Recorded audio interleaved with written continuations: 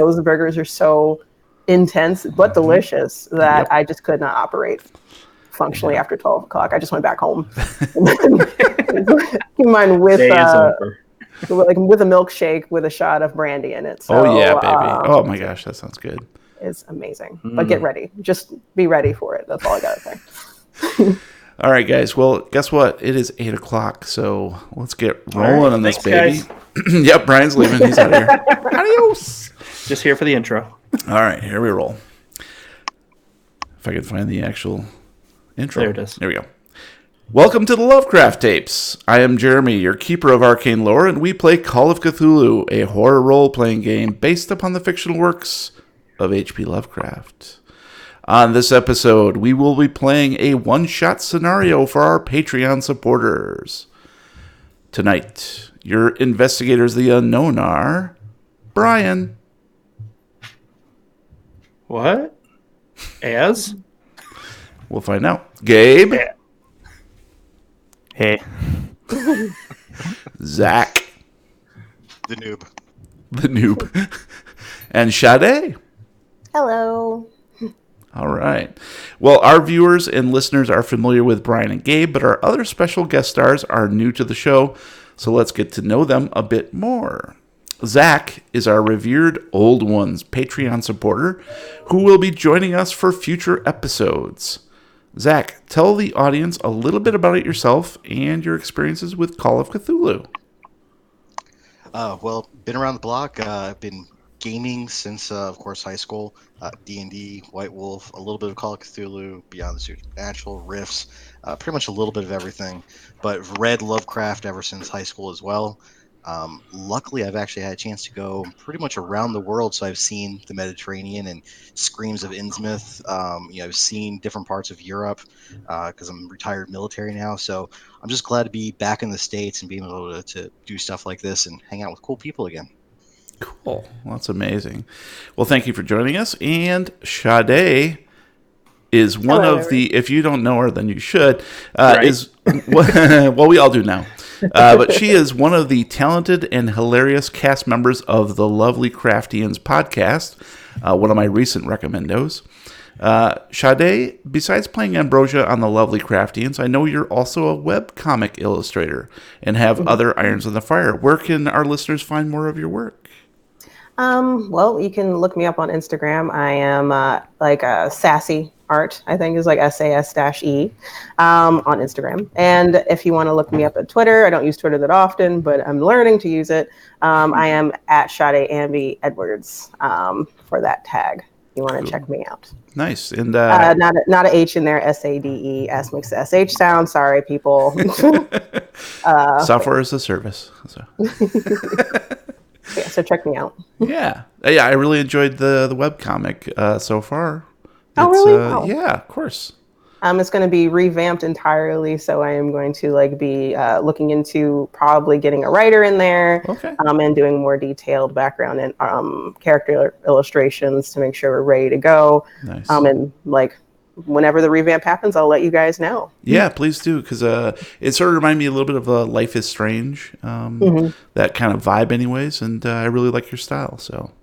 Thank you. And that's exactly kind of the vibe I'm going for the beginning, and then it's going to get straight up strange at a certain point. Just kind of off, it's a day-to-day. Nope, it's not. It's not a day-to-day nothing. No, don't even think about it. So, yeah. All right, cool. Well, we'll check that out once you get rolling.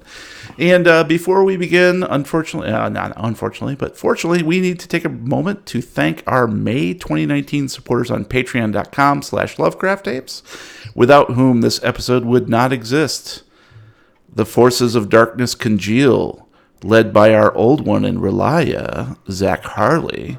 You know him, you love him. Recently raised by the wacky cultists of the Starry Wisdom, Ravens in the Attic, and the Demir Lobotomist. In the good guy corner, Geordie Rose is our lone mystic of the occult, assisting where he can the able-bodied efforts of two investigators of the unknown, Chris Parker and Elizabeth Grieve. Meanwhile, back at Miskatonic, Brittany Davis, Lobster Johnson, Olda Polkert, Sebastian Lisansky, I don't know if I said that right, Sebastian Lisansky, Alexander Campbell, Frank Delventhal, Mitch L., Daniel Hissey, David Winterman, Eric Zane, Amanda McCullough, Wouter Vermeyen, Malambra 57, John Imray, Brownie Davis, Anthony Imes, Tadashi Katsuran, Eric Phillips, and Eric Miles make up our professors at Miskatonic, who continue to lecture their students about the dangers of opening certain spell books without a valid library card.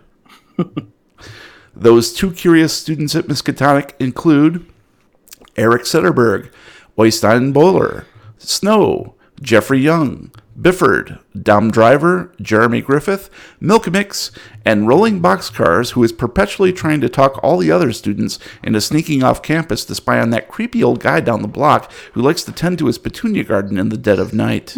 Oh, Petunia. So thank you, one and all. We appreciate your support, and we're happy to bring this one-shot to you. Thank you, thank you, thank you. All right, guys. Well, let's begin tonight's scenario. The Cellar.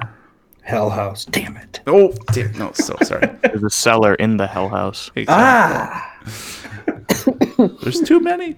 All right, let's see here. I'm going to pull up my notes. And I don't know why. There we go. Roll for surprise? Roll for what? All right, set up. There we go. Boom, boom, boom. Okay. Boom.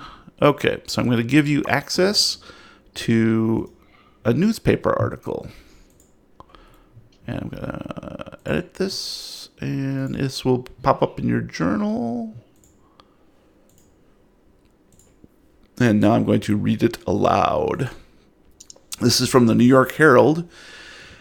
And it is, let me see if I've got the actual date, July 20th, 1928. And the article reads, Grisly Whitehall Murder. Prominent New York attorney Arthur Blackwood was arrested yesterday and charged with the murder of his wife, Rosemary. Mr. Blackwood was discovered wandering the countryside near his vacation cabin located in Whitehall, New York. It is reported that Mr. Blackwood was disoriented and covered in blood.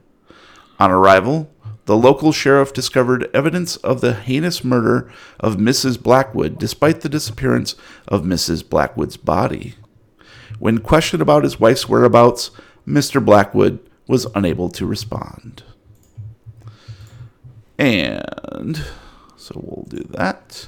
And let me find the little intro here.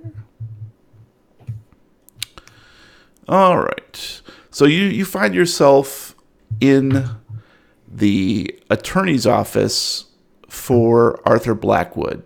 This is Mr. Klein. And actually, I've got a little setup thing for you here. Today, Wow. What? I said, wow, lots of setup. Lots of setup. Too much setup. Today is Saturday, March 2nd, 1929. 8 months after Arthur Blackwood was arrested for the murder of his wife. As you enter the law office of Joseph Klein, you look upon a breathtaking view of the New York skyline. Klein bids you welcome and gestures for you to take a seat. Sitting on Klein's desk is a large box with a pair of strange wheels and a row of buttons on its face. Klein says, "Thank you for coming," as he shakes your hands. "As you are aware, Arthur Blackwood is facing the electric chair. I'm trying to negotiate a lifetime prison sentence, but the outlook is bleak." Klein places a hand on the strange box on his desk. "This is a magnetic voice recorder. I use it to record conversations with defendants so you can hear their exact statement in their own words. These are brand new, and the company that makes them is a client of ours, so we got access to this prototype." Klein presses a button and says, "Arthur has a message for you." As the wheels begin their spin, you hear Arthur's scratchy voice emanate from the box. "Cousin, please, you must help me. I can't explain it. I never believed the stories, for they were too fantastic to be real. But the Blackwood family line is both blessed and cursed. A genie lives in the cellar of the family cabin, But to control it, you must find my ring.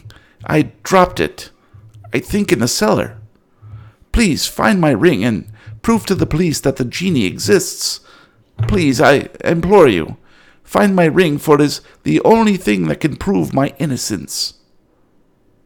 Klein opens a manila folder and shows you a photograph of the cellar beneath the Blackwood cabin.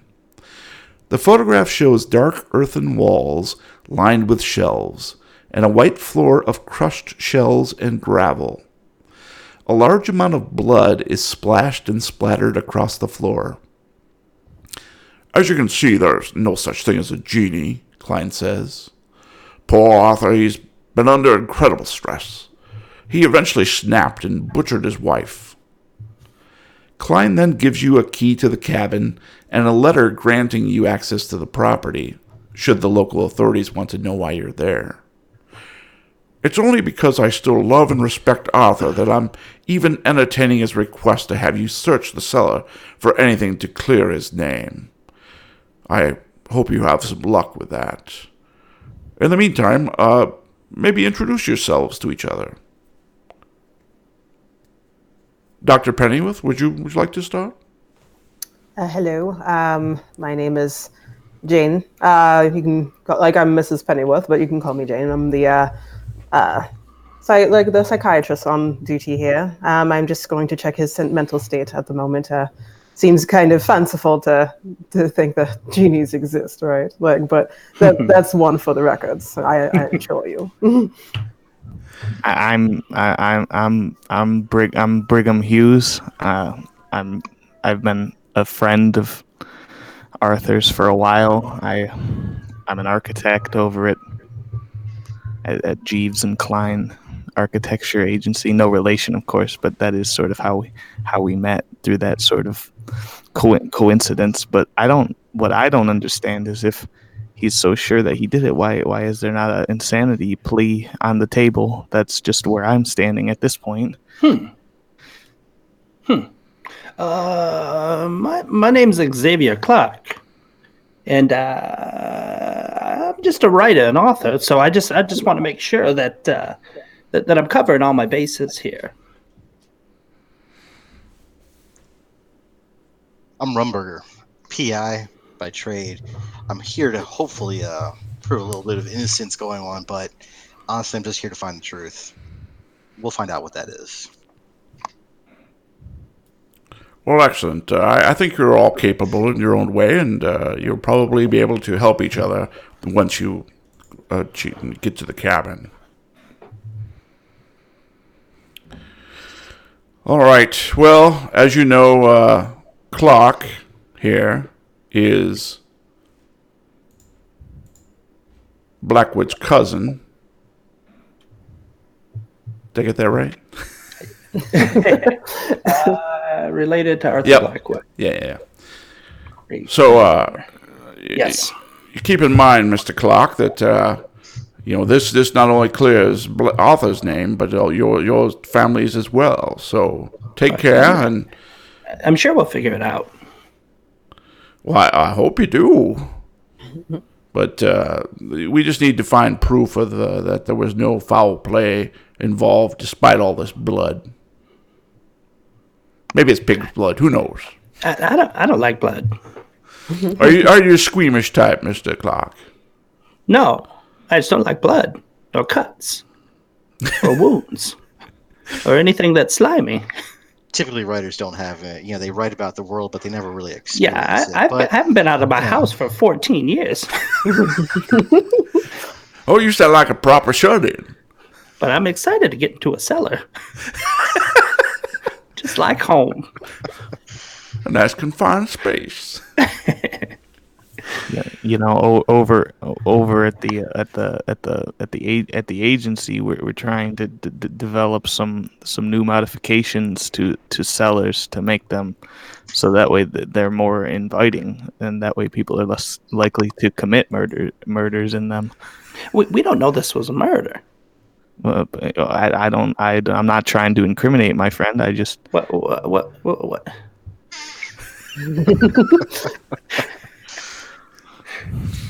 All right.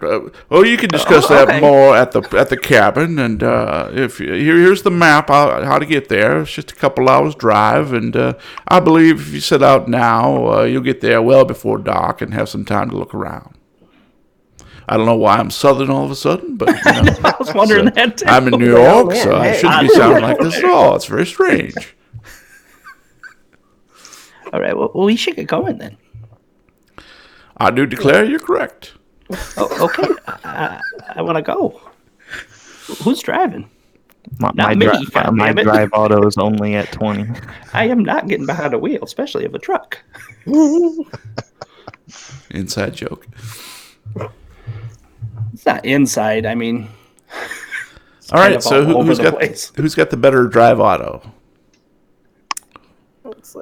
Who's peeling out here? 20. Everybody's got 20.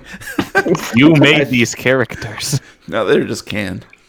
I have 400. Does that work? 400 is good. Yeah, I'd say that's pretty good. All right, just roll under 400. You'll be all right. And we're there. And you're there. All right. So yeah, you are having set out from Klein's office. You have already looked around the main rooms of Blackwood's cabin and found nothing of interest or relevance to the case. You are now in the parlor, looking at the closed trap door, which presumably leads to the cellar where the police say Rose's murder took place. So who wants to open it? Definitely not me. Well, I probably should go first. With none Yes. of you having any kind of law background or, I mean, a writer, really, Yeah. at least we have a doctor with us. You go first. I'll be right behind you. I'm glad I escaped that insult. Yeah, that insulting. Yeah. Yes. It's great. It's great. You said it's a trapdoor? Yeah, it's just a plain old. It's got the ring and hinges, and it looks pretty old. But the cabin itself is in pretty good shape. It's actually pretty well appointed. It's kind of nice. And the trapdoor looks a bit more ancient. They sort of had a throw rug over part of it, but it was quite clear that it was used recently. I guess 8 months ago. That recent. Wow. As recent as 8 months can be. Yeah, exactly. No more recent. I would like to slowly open it, but I do want to kind of feel to see if it feels like it's been well used. Is it does it stick? Does it creak? Or does it a lot of traffic up and down from the basement? Yeah, sure. Go ahead. I've got a hand on his shoulder and one on his arm, and I'm just kind of peeking up and over as he does it. Go ahead and give me a spot hidden, Rumburger. Rumburger. Nom nom nom. Does sound like a PI, doesn't it? Mm-hmm. Sorry, try my best. Tonight on Rumburger. Yeah, and you can just do the green one. I think I gave you the simple one, but this is fine. Yeah. No, We'll go with the first. Got it. We'll go with the first roll. one. Yeah, first one, yeah. Yeah. We'll do that. That's way better. All right, and when you roll, just go ahead and call out what you needed and what you rolled. Okay, I needed a 55, rolled a 16. Cool. So that is a success. And so even before, as you're looking at the trap door, you can tell that the hinges are pretty rusty, and they will absolutely creak as you pull up the ring. You can clearly see this, even with some little author clinging on your back, peering over. It'll be fun to see if he stays this close to me the whole time. But you will totally open up the door so we can see down inside. Okay. As soon as he does, I pull back and pull out my little notepad and start scratching in it. Okay. I just want to glance back and be like, no. Are you literally documenting just the sound of the door opening, or Yes. that's fascinating? All right. Like I said, it's been 14 years. Rumburger's 2 E's and 1 U, not the other way around. REEE. Exactly. Get it right, buddy. All right. So the trapdoor opens with a loud creak. Light from the parlor spills down into the cellar to provide a limited line of sight, illuminating a ladder, some shelving, and the white shell and gravel floor. You can make out that the shelves hold jars, small boxes, and other knickknacks. Everything is covered in a thick layer of dust. You also note that the cellar has no lighting, so lanterns or flashlights are needed. Large cobwebs are everywhere. Did anybody bring a flashlight? Because there's nothing in my possessions. Just think of the same thing. Right. So, I'm going to cast Illuminate. light spell, 20 feet diameter. So if you want to, you can each give me a luck roll to have some sort of flashlight or lighter or lantern on your person. I'll do that. Oh man. Yeah. Oops. Oops. I Thank God. I needed a 50. I rolled a 62, which is a fail. I needed needed a 60. I needed 45. 89. I got a 3. So whoop. Nice. Extreme. You have here. I brought flashlights for everybody. And that's cool. We'll keep Sade's result there. So with your extreme success, Sade, you obviously the doctor is prepared, and you tell us what you brought for a light source. I bought a flashlight. It's one of those little. They look like a lot larger box-shaped flashlight that like pass for that time as a flashlight, right? Nice, Yeah. yeah. And it's just like out of my bag. Clearly, the bag is too small to carry this, and I just pull it out, and I'm like, I'm prepared. Nice. We were going Nice, into the doctor. cellar. Why not? So stop by. The battery lasts for 6 minutes. Duracell. Make it Ding, count. ding. To make it count, we only got 6 minutes. All right. So, yep, with the doctor's light source, you can easily see downstairs to a certain extent. So, yeah, you can see a bit better to get downstairs if you want to. Nah. Doctor, would you mind following me with your lantern? I don't mind. I will follow behind him. I'll be right behind you. Maybe the writer can crowd you a bit. Yeah. And I'll guard the back. Yes. Yes. We have an assembly line. Let's do this. There we go. We got it done. All right, so Have a I'm going party order. to change the map for you guys. Yes. And here is the map of the cellar. And we need to assign some colors to each of you. So I'm going to do, let's see here. I think we'll make gold Rumburger. That sort of makes sense to me. Let's see. Advanced. Oh, there you go. Boom.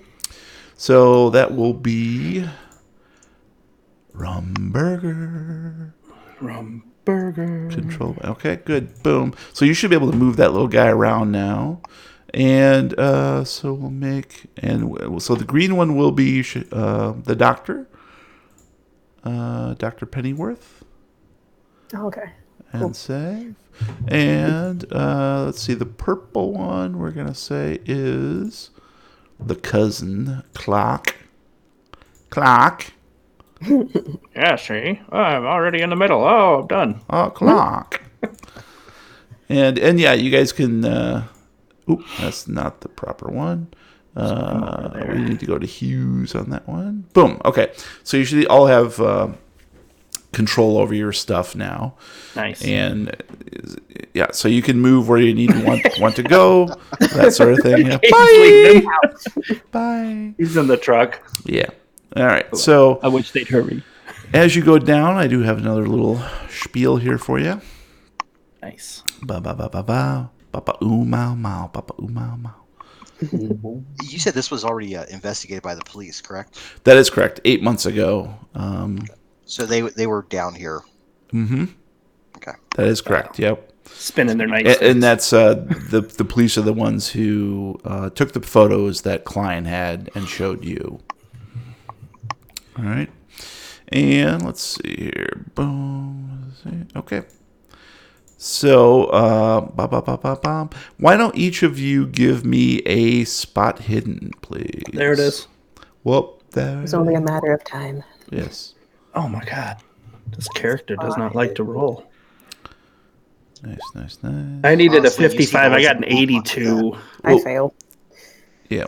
And So so, I needed a 55. Yeah, I got 27. yep. Yeah, Of course, the private eye Rumberger Yeah. had a great role there and performed a hard success. So you noticed that immediately, because you were just questioning me, that there is no trace of the blood on the floor. The floor is completely white and clean. It is gravel and shells, sort of like crushed up shells. You also notice that it's like kind of spongy. There's like a bit of a give to the floor. However, as your trained eye goes to the professor's light source being cast around the shelves, you do see some splatter effect on some of the jars and cans on one of the nearby shelves, which is consistent with what you saw in the photo, although there's absolutely no blood on the floor whatsoever. From the pictures that we saw, can we know roughly where the body was? Sure. It was basically right at the bottom of the ladder. So maybe I'm going to ping on the map here. We're standing in the evidence. Yeah. I would say it's probably about right there. You guys see that? Yep. Right there. Okay.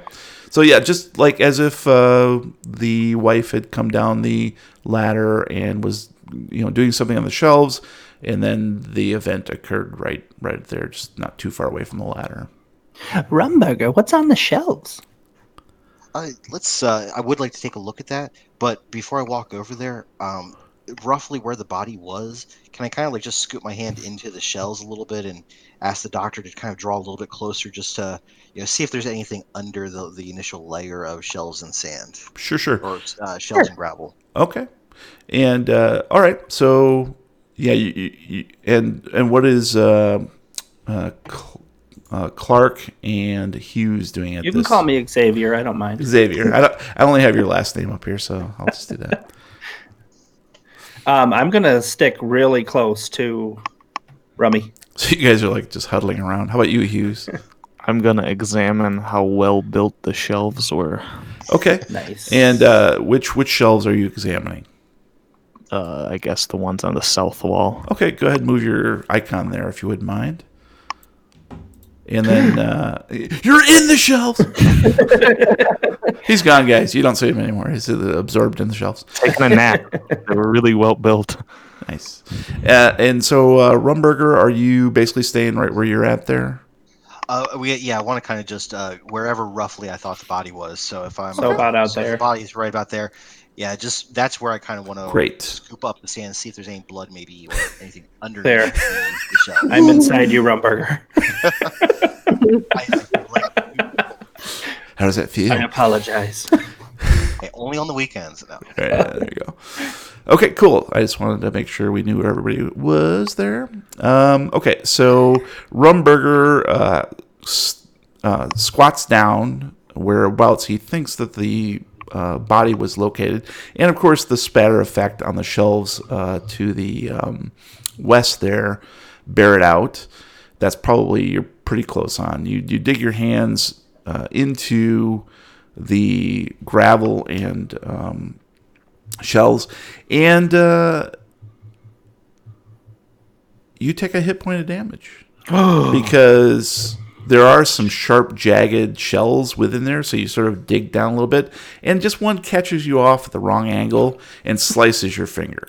So you yank your hand back, and but you do find that it appears that there is a layer of this gravel and broken shells all around, and it's not hard packed, so it's just sort of on top of perhaps a subfloor.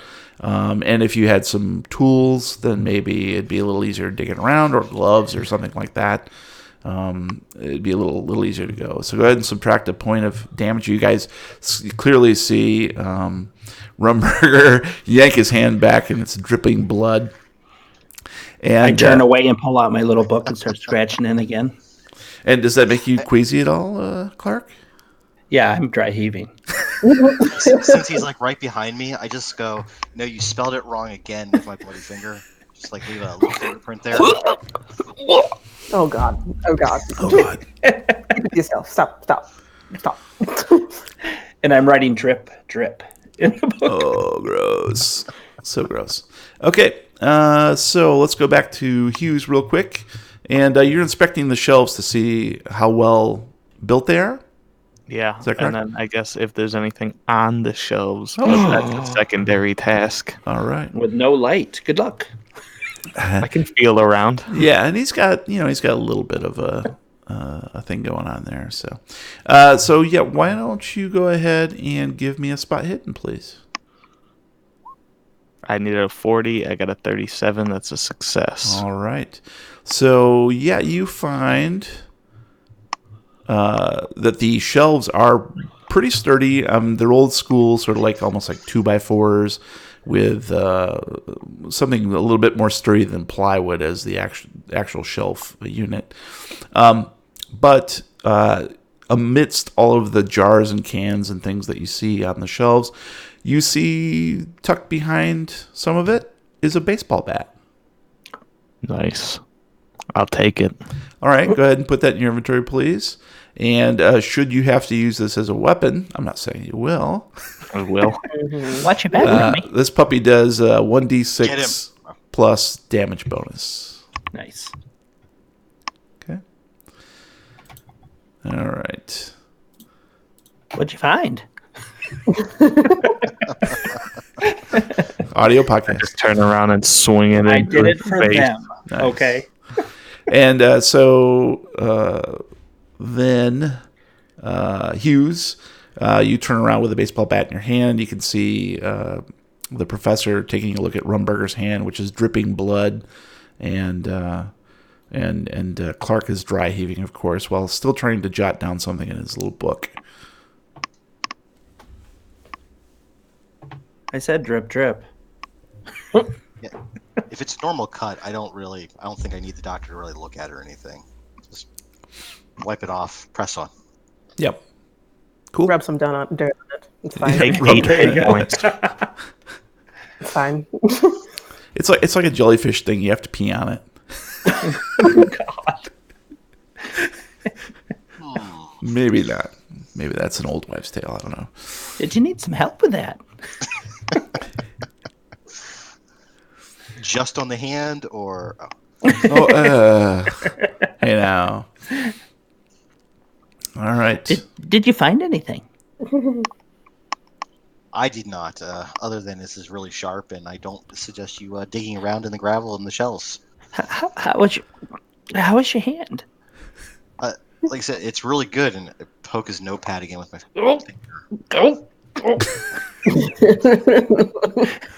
Nice. So why don't we have the good professor, doctor rather, give me an intelligence roll, please. Yep. Yes, yeah.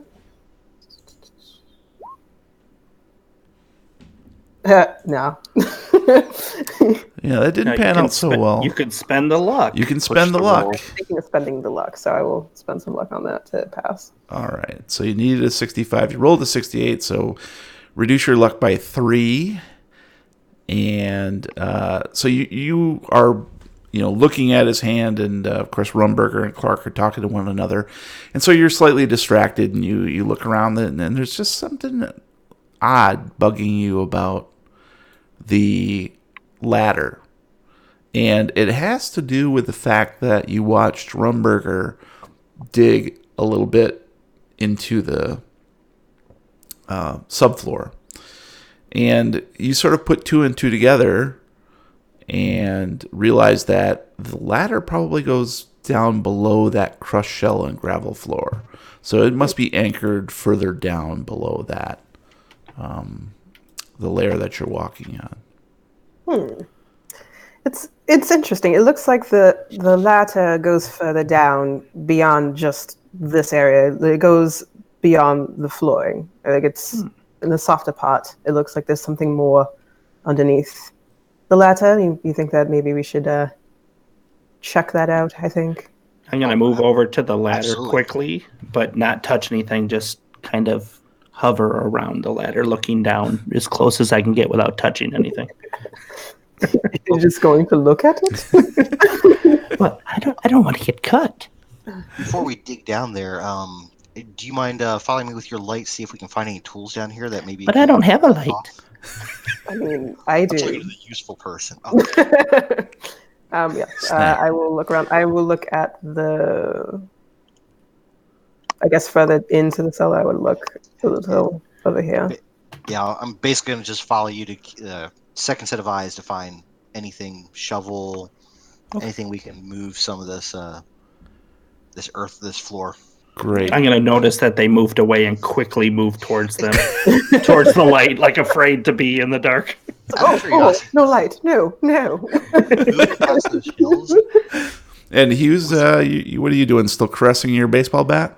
I'm gonna start slamming the ground around the around It's the ladder. clobbering time.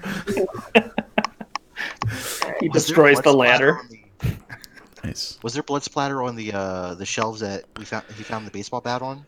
No, not there, but to the west. So to your left. It's over here. Yeah. Yeah. Do you mind if we look at that before we go further? I wasn't sure how far the blood went. It's just I would say like each of these squares is around 5 feet, and I would say it's probably within that 15-foot block. So basically, where you see the word shelves, the next 3 up that lead up, just kind of in that area. There's just like a little bit here and there. It's not like a whole lot of drenched. Doctor, could you tell if the amount of blood that's on the shelves here, is it a significant amount that might have come from like somebody being killed here, or just maybe a wound and maybe somebody retreated or whatnot? I can try. That sounds like an intelligence check, personally, or like Could be, or it could be a medicine, whichever works for you. Let me see them. Whichever one you dig. I will do a medicine roll. Yeah. If her body was found by the stairs, how did her blood get way over here? All right. So I passed hard.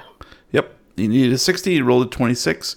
And you can quickly see, because you are a doctor, that this is probably a significant amount of blood from some sort of blunt force trauma. And maybe not.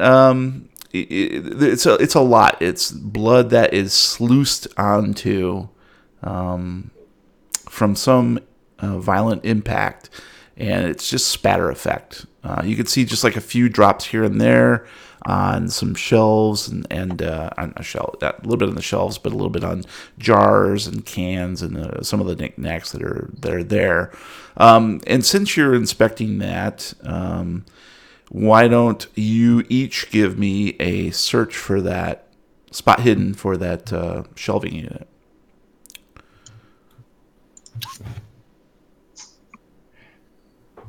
I needed a 55. I rolled a 44. That is a success. All right. I needed a 55. I got 96. That's close. That would be done. I failed. Yeah. All right. So looks like Clark was the only one who managed to find something there. And Hughes, remind me again what you're doing. I'm trying to find the way that the ladder keeps going down through force. Just smack. Sort of like slamming the baseball bat into the ground. Yeah. Okay, cool. So he's like just pounding away over there, and and you guys are, the doctor and Rumberger are just so much into inspecting the blood spatter that they're not really searching the shelves as well as they probably could have. However, Clark does manage to find. Let me find the key here. Where is the key? An old lantern. Ooh. That's you, Clark. I like lanterns. Nice. I like lamp. Fire's fun. So why don't you go ahead and give me an intelligence check, please? Yes, sir. Thank you, sir. I needed a 50. I rolled a 24. That's hard. Big Okay. brain over here.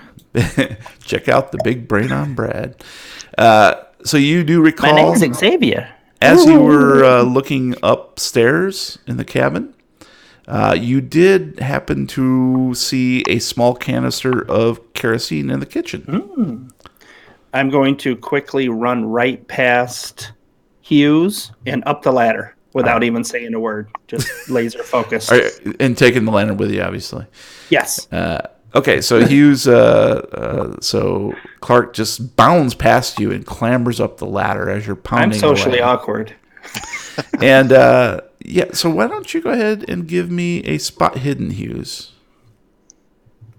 All right. You can do it. You can do it. Boom. I needed a 40. I got a 19. That's a hard success. All right. So yeah, absolutely. The baseball bat is making a bit of a dent in the flooring.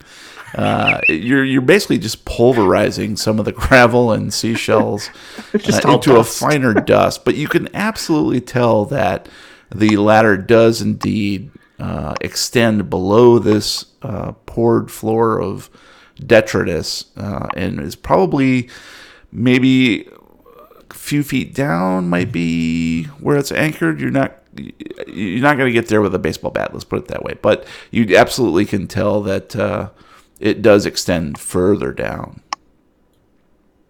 And if you had, like, I don't know, a shovel or some gloves to get at it, you could dig at it that way. I'll just take the hit points. So yeah, so you have bloody mittens now. They call him Stumpy. Stumpy. Hey, Stumps. Stump Hughes. So that's what you find out. So we'll go back to Rumburger and the good doctor. Well, what do you think, Doc? You think somebody died here? Well, it looks like that based off of how much blood there is on all these jars and canisters. Definitely someone died here. I guess the main question that everyone's been asking is what happened to her, which is kind of weird because, well, actually, can I do an intelligence roll on that? Like in terms of, is there any drag marks of like blood or anything going in a direction? Well, no, you can clearly see that there's no physical evidence on the floor. It was, before you came in, pristine to a certain extent. And clearly no trace of anything beyond. There's just these 8-month-old dark spatters. There's 8-month-olds on the floor? There's a bunch of 8-month-olds. You better watch out. Look out where you step. God, no! This is actually why you have lots of kids nowadays. I mean, there's a couple. Just put them down in the cellar. You're supposed to have like 20 for like 5 survive. So. Nice. Yeah, so the question is like, we don't know where where her body is. I don't think we've ever asked that question. She's just poof right after like being bludgeoned to death. I bet, based off of all this blood splatter against the shelves. But that's the question, isn't it? But a bad thing that like beyond where that ladder is might have something to do with where she possibly went. Maybe, just surmising. Okay. Then I would like to systematically look through the rest of these shelves for tools. Yeah. What are you guys talking about down there? And where did the writer go? That's a good question. Did he get that sick and scared that he just ran away? He's gone. He had an agenda. That's all I know. He just like shot up there. The story just started. No wonder we don't know who he is. He just writes the beginning and that's it. He's only doing 1 chapter a day. He takes notes on onomatopoeias. It's weird. Creaks and drips. And that's it. That's all I've heard so far. Today I heard a wind blow. Which one? I don't know. It went woo. Oh my god. All right, so definitely going to look in the shelves for it. Okay, so Rumburger and the doctor are heading up to the northern shelf there, the westernmost northern shelf. And Clark, you find the kerosene can, and you can fill up that lantern if you like. Philip's here? Philip. All right, so I'm going to fill up the lantern, check the wick, Okay. turn it, John make Wick's sure there. I have enough wick. That person. Killed my puppy. And then I pat my pockets and realize I don't have anything to Pat? light it with. So it's down in the basement, underneath the gravel in the shelves. It's Pat. So I'm going to quickly go back down the stairs. And right past Hughes again and over to the doctor. Excuse me. Do you have a light? I have a lantern. I just pick up my lantern and say, yes, I do. I need a lighter. Oh. Fire. Well, That's not concerning at all.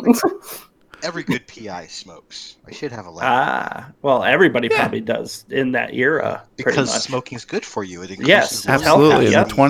20s, Good for the skin. All right. So Great. So Hughes, you're obviously getting nowhere with that baseball bat. What would you like to do as these guys are running back and forth and looking all around you? I guess I'll rejoin the group and just sort of inspect shelves for a shovel. Maybe run along the wall, see if there's like a trap entrance. Ooh. Nice. All right, show me which wall you're going by. All of them. All of them. This seems like it's a bigger space than the other ones. Oh, crap.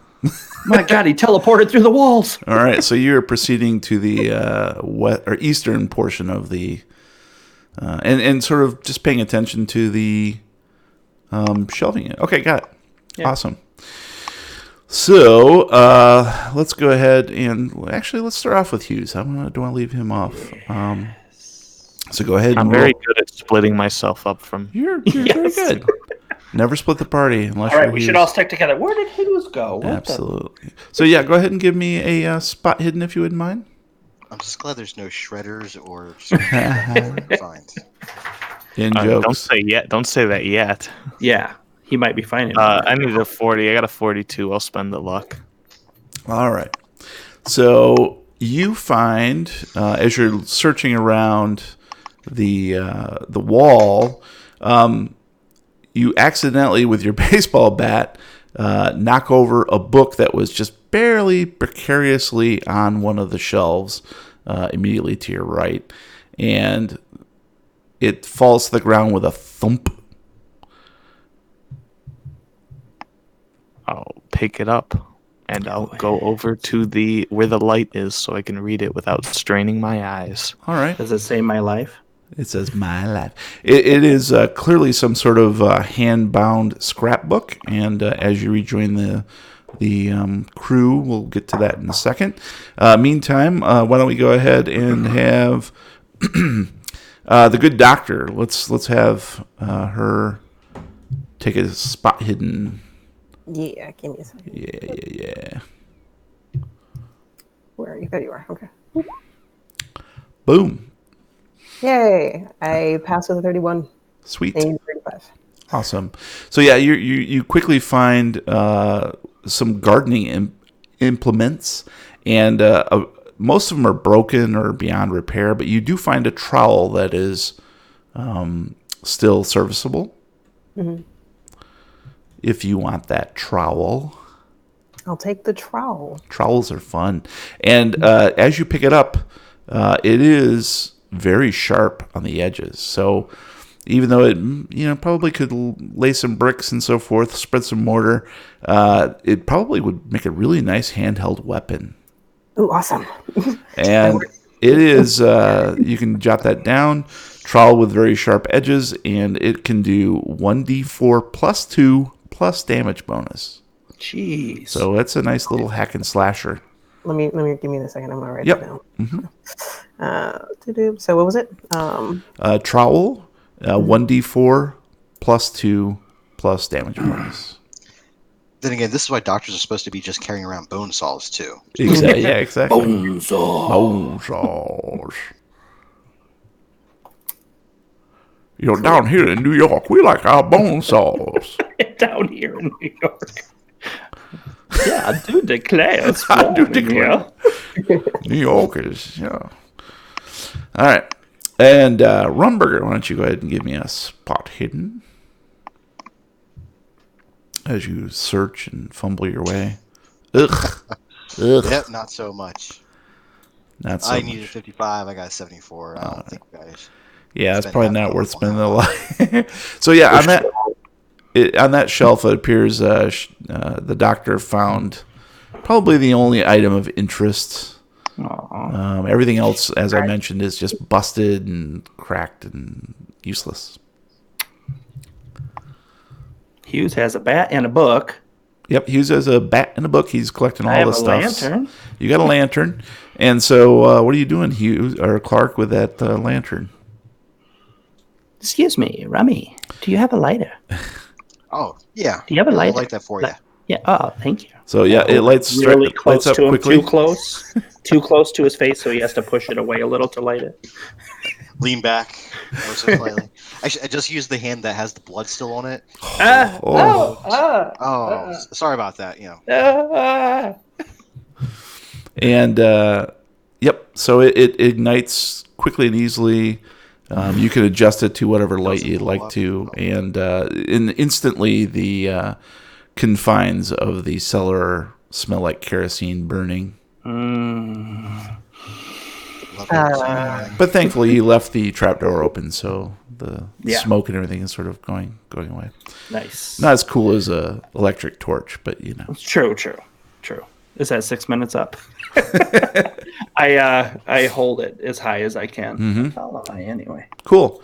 And so Hughes approaches the party, the rest of the investigators, and he has a curious-looking book in his hands.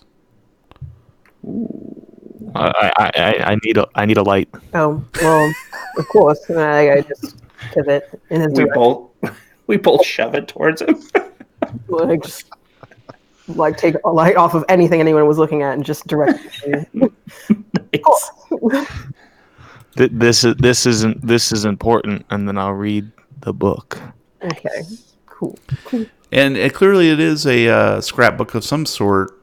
Someone has been collecting newspaper articles over the course of time since 1799. And you can see that the newspaper articles have headlines such as "Fire Devastates Valley" in 1799, "Influenza Count Rises" in 1837, Medawee Floodwaters in 1858, Washington County Drought in 1881, and Local Man Struck by Lightning in 1901. And as you're looking over these hues, you can see that each article features some sort of tragic incident concerning a member of the Blackwood family who, against all odds, miraculously survived or endured the event. And why don't you give me an intelligence roll, Hughes? Because I'm not that intelligent. What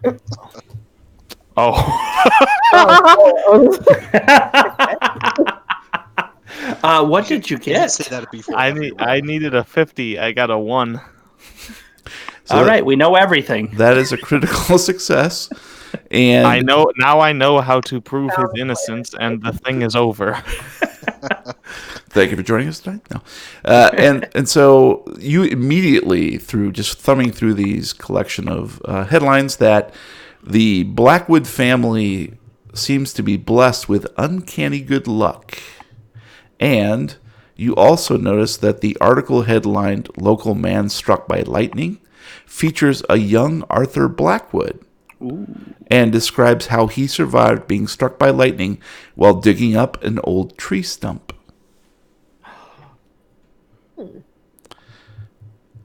And then to the east, you hear a jar roll off the shelf and shatter on the ground. So I'm that would be to the east. Yeah, you're actually here. Oh yeah, because you came over for the light. Yes. But now I'm back to the east. throwing jars around. And I'm right on his back. With no light. Exactly. So we'll put you there for now. So you got all the four of you are sort of huddled looking at this scrapbook when you hear this commotion at the east. I moved to this side of the doctor. When it hits the ground and crashes, I just basically want to like draw my pistol out and point in that direction. Nice. Nice. I turn with my light source in that direction to the east. Oh my, this is getting I exciting. hit Clark in the face with a baseball bat. Oh my god. Oh, whoa, blood. Oh, whoa. Write that down. Bam. So yeah, Rumburger, with the assistance of the doctor's light source, you see what it looks like just a jar had fallen off maybe one of the top shelves, perhaps even disrupted or disturbed by Hughes, and it just fallen to the ground and shattered. Probably was already damaged to begin with. And it's just lying there. Clark, with your light, why don't you go closer to over to the east side of this basement, and we'll keep an eye on you from here. Oh, that's very reassuring. Thank you, guys. You're so kind. No, I say Clark, not the doctor. Oh, I was about to say I'm just gonna inch over. Oh, okay, that sounds nice. I like that. I like the electric light next to me. Yeah, we'll Okay. So I'm going to start venturing over, Uh-huh. thinking Okay. I'm finally, for the first time in my life, accepted into a group. Finally, friends. Can I just do a psychology check on him? Just is he okay? Sure, go ahead. I want to do it. Do it. Are any of us okay? That's the real question, isn't it? Oh. An extreme. I'm extremely okay. Yeah, so you easily, and actually I think doesn't Clark get a opposing roll on that? I'm going to fight back. No, I think it'd be Swing of a lantern. War trying of to, the trying to think what would be a good opposing skill for that. Intimidate. It's Disguise? persuasion. I was thinking like disguise or Jump? Well, to like persuade somebody. or persuade is good too. He doesn't have very good in any of that stuff, so I don't have any qualities. yeah, I'd say Well, let's he's not doing a very good job not acting. exactly. Yeah, not he's normal, very so. straight. So I yeah, have well, charm. I could do charm. you could do Doc. that. Sure, why not? I'll do Are charm. you sure you're not Abby normal? I need a 65. I rolled a 41. All right. So that's not as good as an extreme. I'm just obviously. going to look back and wink. I just kind of look like what? So yeah, the good doctor knows that clearly this author cousin to Arthur Blackwood probably might have a couple screws loose, They're in my rattling pocket. around. Obviously, he has deep issues with paranoia, and that probably fuels his writing. He's a bit of a coward, although he is now walking towards the east. So I write restaurant reviews. Now that I see right through him, I just proudly nod my head. I'm like, you go. you take those few steps in the I'm direction. trying to get there. Do me now. This isn't politics. exactly. Slowly taps Rumberg on the shelf. We need to leave immediately. All right. So let's leave. Actually, I was going to tell you I'm the killer, and I'm going to here just shoot all three. of Ooh, you yes, I and like get out of here. Yay. Twist. What a twist. But you only have 5 bullets. Oh, shit. You just get the second one because you won. All right. So Clark is moving towards the east to check out that fallen jar. And what are the rest of you guys doing while he's doing that? I do want to sort of stay back, but follow him. So kind of right about there. Ah, Okay. Mainly, I'm gonna do the same, and I'm gonna point the flashlight in his direction. oh, my. Looking at the shelf. Why are you chasing me? All right, so for our audio podcast, the rest of the investigators are sort of trailing behind him about 15 feet, sort of spreading out and keeping an eye on things. Clark has the lantern, and the good doctor, a bit south there, has the electric torch. So why don't let's start with Hughes. You're gold, or no, Rumberger's gold. Rumberger, why don't you give me a spot hidden, please? Oh, sorry. And I, of course, failed again. I needed 55, but I think I should spend the 5 luck on this one. Okay. Go ahead and jot that down. And yeah, so you're keeping a close eye on Clark as he's moving eastward. But in the gleam of the lantern, you do spot something on the shelf immediately to your left in the north there. Ooh. Something catches your eye, a gleaming piece of silver. I totally ignore the guy with the lantern and let him go into his doom, and I want to check out what I just noticed. Lovely. Off to my doom. Lovely. Yeah, so you find what appears to be some sort of dagger. Actually, before I even touch it, just want like any blood on it. No, it looks pretty clean, actually. There's a bit of dust on it. It hasn't been used in quite some time. Eight. It's like a regular knife, like a work, knife. Yeah, it's nothing super fancy, not sacrificial or anything like that. Yeah. It's a Kandarian dagger. It's a Kandarian demon. Yeah. Just check it. Yep. I'll actually pick it up off the shelf, but since obviously I'm going to assume that the light extends now to the full eastern wall. Yeah. I'm just going to. There's nothing there. I'm a well-trained PI. Put the gun away, and actually, I'll hand the knife to Hughes. Okay. Maybe we can use this to kind of clear off some of that gravel if you want to, scrape instead of hit with a bat. I'll go do that. Hughes hit. All right, so Rumberger's going to hand that over here in a second, and put yourself back there, Gabe, if you wouldn't mind. Let's not get ahead of ourselves. So let's go ahead and do the good doctor next. Go ahead and give me a spot hidden roll, please.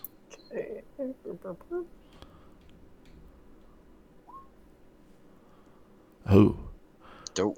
Oh, I did not pass. Yay. Oh. Yeah, needed 35, roll a 69. That is a fail, and probably don't want to spend that much luck. So you're keeping an eye on Clark, and you're kind of enraptured with that broken jar. You feel like something's just not quite right. Hmm. And say again? With the broken jar specifically, or just? Yeah, you're getting a sort of a nervous feeling in your gut, and there's something significant about the shattered jar that you're not quite 100% certain what that might be, but just the sight of it makes you a little queasy for some reason. Can I do, I know I didn't pass the spot hidden, but can I do anything else? Yeah, you're going to continue following Clark as he approaches it. We'll get to him in a second. Okay. In the meantime, we'll go to Hughes, who receives the dagger from Rumberger. But I'm also going to give you a spot hidden, if you don't mind. I guess. I needed a 40. I got a 72. I got to fail. And I'd like to point out that I only get criticals in our one-offs. I never get them in the main story. Oh, well. So, you are distracted enough. You were kind of looking at the shelves a little bit, but then Rumberger said, hey, heads up, and tosses you the dagger. Flipping it over and over towards you. Oh, yeah, I meant to throw it to you, not at you. It's a common mistake. People do it all the time. So the dagger can do 1d4 plus 2 plus damage bonus, much the same as the trowel does. Okay, you said 1d4? Mm-hmm. Plus 2 plus damage bonus. That's a pretty. I'm getting an arsenal here. You pretty much, yeah. You got the baseball bat and everything. I have a lantern. You do have a lantern. So, yeah. So, Clark, you approach the jar and My name's Xavier. yep. And so, yeah, it looks like it's like a large mason jar that probably held some screws, which are now spilled on the gravel. I think it's connected to the Masons. Illuminati. And it's shattered at your feet. I jam both my hands down onto the glass. I get as close as I can, just like I did with the ladder. Mm-hmm. Extremely close, but not touching anything. Mm-hmm. Crouch down with one knee on either side with my arms on the inside of my knees. Okay. I painted a picture. And then what? And I'm just examining. Oh, the jar? Yeah, yep. Go ahead and give me a spot hidden. Broken pieces in the jar, yep. I needed a 55. I rolled a 15. That's a hard success. All right. So you squat down in front of this busted jar, sort of blocking everybody else's line of sight as you squat down with your lantern next to you. And indeed, these are. It was a jar that held some screws, and you're kind of like, Okay. what the heck? And you look up at the shelves, and you can see there are a few more jars up there that are holding similar knickknacks, and there's one that has buttons in it, for instance. And but just underneath the shelf, you see the shape of what looks like some Water. sort of moldy old box. I form up the shape of a bucket of water. No? I'm going to quickly spin around, stand up and spin around all in one move. Say, I found a box. I shoot him. Phew, he's dead. Oh, sorry. I block it with a lantern. Surprised me. Do you want to see the box?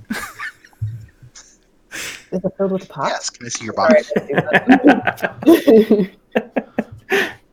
All right. And then it sounded to me like Hughes was going to head back towards the ladder.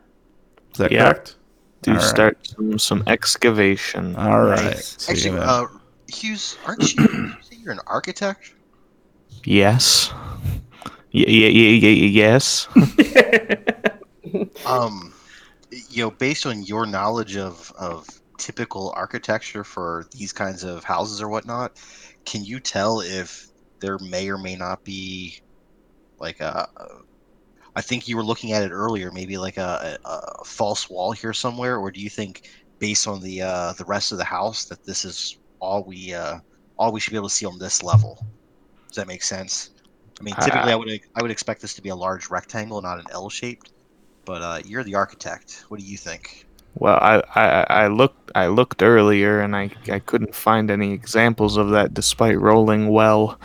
Oh, okay. However, Well, I as long do as you know rolled well. I do know that it goes down, and it seems to want to hide that there's a lower level. So this level could easily just be this shape, and the lower level have more to it.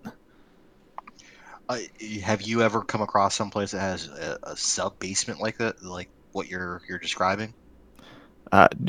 Generally, if the firm is asked to design something with a hidden room, it is of our prerogative that's trouble, and we know that there is something off with that.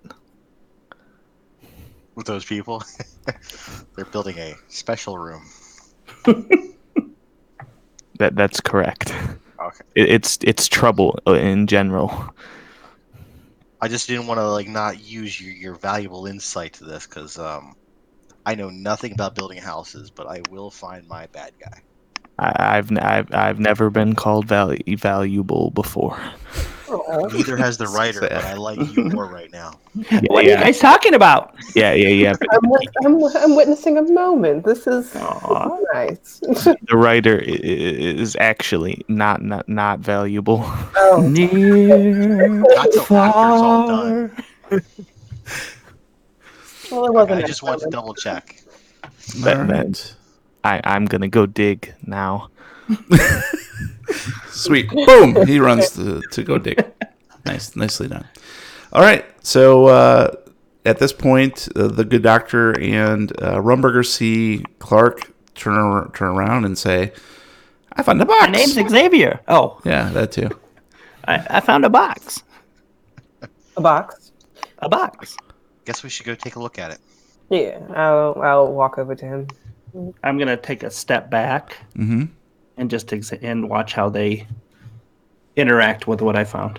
All right, and you guys clearly see that there is like just a really old-looking box underneath the shelving, somewhat hidden by some cobwebs. It's a miracle that he actually saw this thing, but it must have been just the angle of the lantern light. I'm a miracle. Well, while I'm over here, can we tell maybe where that broken jar, what shelf that was sitting on? Yeah, it was on the very top shelf of that easternmost shelving unit. And why don't you give me a spot hidden?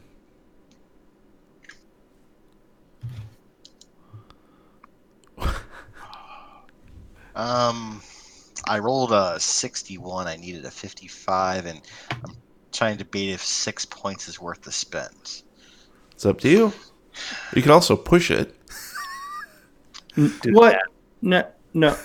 Too early in the scenario. That means it won't hurt that bad. Yeah, there's no obvious danger yet, so it can't hurt that bad. True. Um, True. Just do it then. I'm gonna get going. Well, out of curiosity, for the spot hidden, what I was going to ask was I wanted to kind of check to either see if there's like a gap or something that would have, wind or something that would have knocked it off. Is that Gotcha. kind of what you're having me check? No, not necessarily. Oh, okay. I was just going to say that I would push the roll to see if I could figure out why it just suddenly fell off. Okay. But you know what? I'll spend the luck. It's not like Okay. this character might survive beyond tonight. Probably not. So Hey. there's the 6 points. Cool.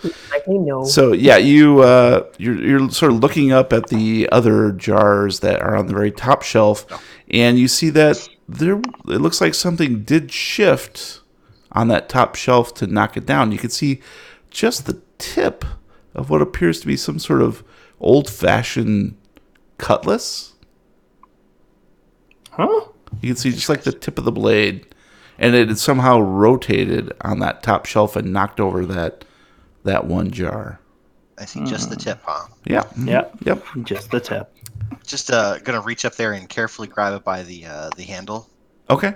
Yeah, it is. It looks like some old cavalry saber, and it's actually in very good shape, and it appears to be very sharp. Interesting, but probably not the murder weapon. There are no evidence of that. There's no blood or anything on the blade. Well, Check this guy the has fingerprints. Lots of weapons, and then none of them have been used to kill anybody. I think this guy's clean. Yeah. Just a random point, like if this is like a few steps before the final boss battle, we're all finding all the weapons, and it makes me nervous. I'm gonna keep two and not give Clark one. There's this gardening tool that could also be used as a dagger. Mhm. It's like, I have a lantern. Ready, fight! prepping for it. Just yeah. Actually, I'm kind of curious. Does the writer? I apologize. Clark. No, Xavier. Xavier. Do you have any Can you tell what era this is from, or where this might have been, or just? Ooh, let me take a look. That is History, beautiful. Civil War era, more modern. Nope. Older. Ooh, No idea. not even- I needed a not- 45. I rolled an 84, so I'm You're going not to that push kind that of roll. fighter. No, just kidding. You Yeah. can push it. Here, let me show you the blade really closely. Yeah, exactly. Take a Really peek. close. Ooh, that looks sharp. Is that the murder weapon? Just checking. Yeah. But What? the jar that fell, any label on it or There were screws in it. somebody They made has a screw loose tinkle now. sound when they landed. Did you record the tinkle sound for your records? You have a recording device? No, like In your did book. did you write it down? Oh, of course. Nice. How did you spell that? I'm just curious. A tinkle. T-I-N-K. Awesome. Oh man. I hand the saber to the writer. It's like I want my hands free. Here, hold this. Okay. You're not doing Oh, anything else. my. I Thank mean, you very you're much. good. Yes. Thank you for Oh, finding thank you. this Thank you. box. Thank you. Hey, Doc, you want to take a look in there since you have the light? Oh, I wanted to look at the screws because I had a bad feeling about the jaw. No, he's asking if you want to check out the box. Check in the box. What's in the box? I'll check out the box. right. I'll be very careful about it. Sure. Yeah, so you very carefully pull out the box, being very wary of the cobwebs, which do not contain any spiders. And you sort of drag it out onto the gravel and broken shells. And it's open at the top and is jam-packed full of what appears to be old photographs, drawings, and journals. It's the stuff that doctors love. Ew. Yeah. I think your video froze, by the way. Oh, Mine or yours, yeah. how about now? Oh, there you are. Sorry. Yeah, all right. It happens. Discord, it does. Rock me like a hurricane. So that's what you see, Doc. All right, so journals, pictures. I decided to pick up some journal entries. Okay. Yep. So you're sort of thumbing through things, and you discover among, sort of tucked behind some of the. Well, actually, pick up a journal, which is pretty heavily bound in leather, and tucked right in the middle is some sort of painting, sort of almost like a bookmark. Mm-hmm. I want to take a closer look at that bookmark. Okay. So yeah, you crack open the journal and you see that the painting is actually a small representation of a stern-looking man in puritanical clothing. There's an ostentatious black jeweled ring on one of his fingers that catches the eye. And on the back of the painting is written Wizard Milton Blackwood. Wizard Blackwood. Mm-hmm. I guess this has something to do with the whole belief that they are cursed and or lucky. Mm-hmm. One of the two. But luck and not luck is not real. So this is funny. But is there any diary entry having to do with the painting or him in there? Yeah, well, it's very interesting because as you think this or utter this, that that magic has nothing to do with any of this, you happen to notice that the painting of this wizard Milton Blackwood, his eyes are kind of following you no matter how you turn the painting. So you're twisting it back and forth in the light and examining particularly that ring that he's wearing in the painting. But his eyes never waver from yours. And I'm going to need you to make a sanity roll. I bet. Like, I was like, okay, let me see, where are you? So, I got a 51. I needed to get 60. So Nice. So yeah, you easily shake it off because you're a person of science. So this doesn't. It's just a trick of the paintings. The painter was probably very well crafted and had much skill to make it seem like it. So you just sort of set it aside and take a look inside the journal, where you see there are many entries, all handwritten, and it's dated 1725, so it's quite old.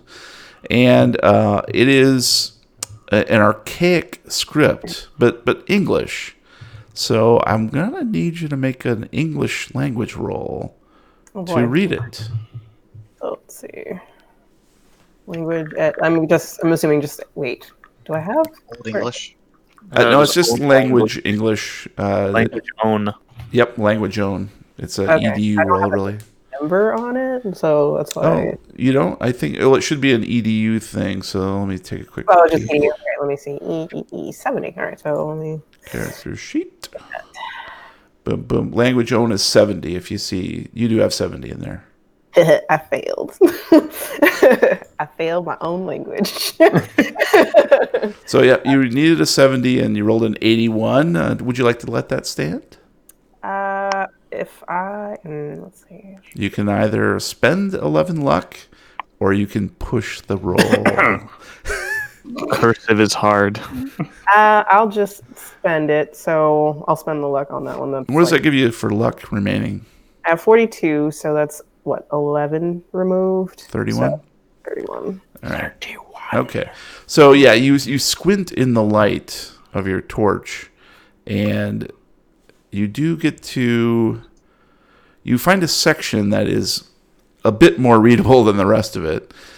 This is clearly the journal of Milton Blackwood, the person in the painting, and there is some sort of section about a pact made with Milton Blackwood with a creature not of this earth. And I'm going to share a piece of paper with you, and you get to read it to the rest of the group and to our audience. And it is in your journal now. It's called Cellar Papers 2.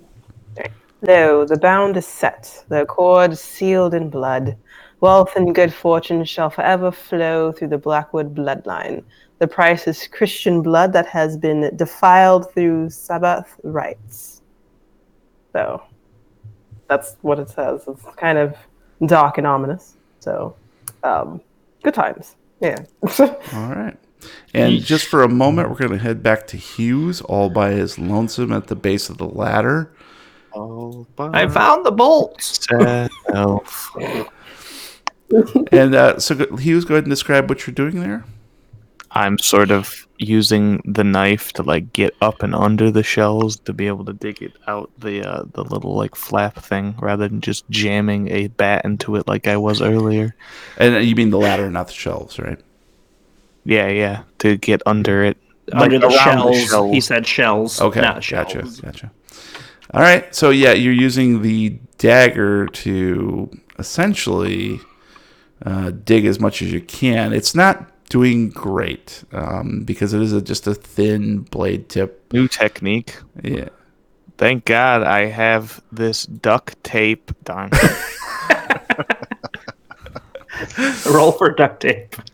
But as you are digging away, trying to figure out how can you get down to the base of this ladder, you hear a creak to your right. And you see the shelving unit is tipping toward you. I'm going to need you to make a dexterity roll to avoid it. Nice. Hooray. Good times. You should hurry. I needed a 50. I got a 31. That's a success. Nice. All right. So the shelving unit tips over and essentially comes to rest on the ladder. So it's sort of leaning at a 45-degree angle. Now, all of the contents have spilled onto the floor. And you see in this corner between the shelves, I'm going to ping it for you here. This would be in the southwest corner. A shovel tips over, and you can see it land handle first on the onto the gravel. That's convenient. Oddly convenient. Oddly convenient. Grab the shovel and get back at it. And you die. And you die. All right.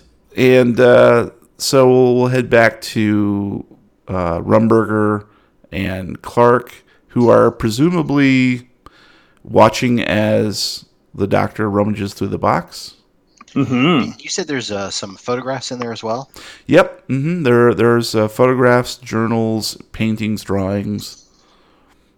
With my very strange interest in photography, evidently, Mm-hmm. I just kind of want to get an idea of like how old, are these photographs from over decades, or Yeah, I would say like really tin bad in type. the 20s? Yeah. Are they? I don't know how new. Off the top of my head, I don't know how old photography goes back, but Mm-hmm. you just kind of get an idea of what all's in the box, just generally speaking. Yeah. Okay. So yeah, the doctor has pulled the journal out, is sort of looking at that, and you're allowed to check in the box. How about you, Clark? What you doing besides checking your phone? Did I hear the doctor read that aloud, or did she read it to herself? I think I read it out loud, right? Like, It's up to you. oh yeah, I read it out loud. Okay. Now I have to look at my notes. Come back to me real quick. Okay, yeah, no problem. So Rumberger is very curious about the photographs, and you're sort of thumbing through some of them, and clearly they are much older. There are some tin type photographs of the sepia tone type things, much heavier stock. But as you're flipping, you notice that there's appears to be like some sort of scrap of paper that is not sort of filed normally, but it's sort of slipped down into the bottom of the box. Take a look at it. Okay, so you remove a few of the things, and then Actually, you're totally ignore it. It's red herring. yeah, exactly. I'm a PI. There's always got to be one red herring. No, teasing. No. And you pull it out rather easily, but it appears to be a bit older. It's just some sort of scrap of paper, and again, this has an archaic script on it that appears to be English.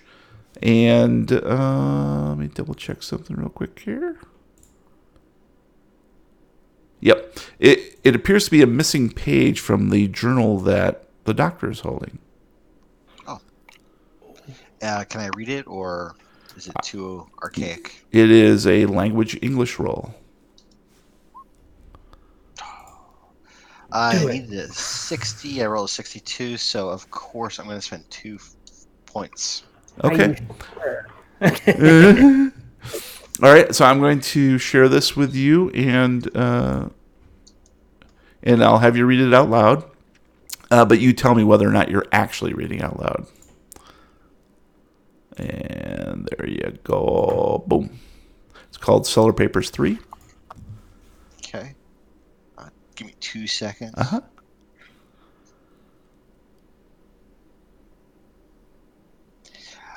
Actually, when I read it, I like laugh, and I kind of like point to the doctor, like these fools from the old world. Unto the very ground I have bound the Damon to the Blackwood bloodline. Who talks like that anymore? As long as a true Blackwood kin wears the ring, the creature will remain trapped, and its gift of good fortune will remain untainted. Let this ring never leave your finger. Let it pass from heir to heir when the deathbed. Never let the creature out, for its hate is unbounded, and its desires to see the extinction of the Blackwood name. Like, really, they actually named something that can cause them bad luck. You probably put this in the journal, but I think this is a waste of time.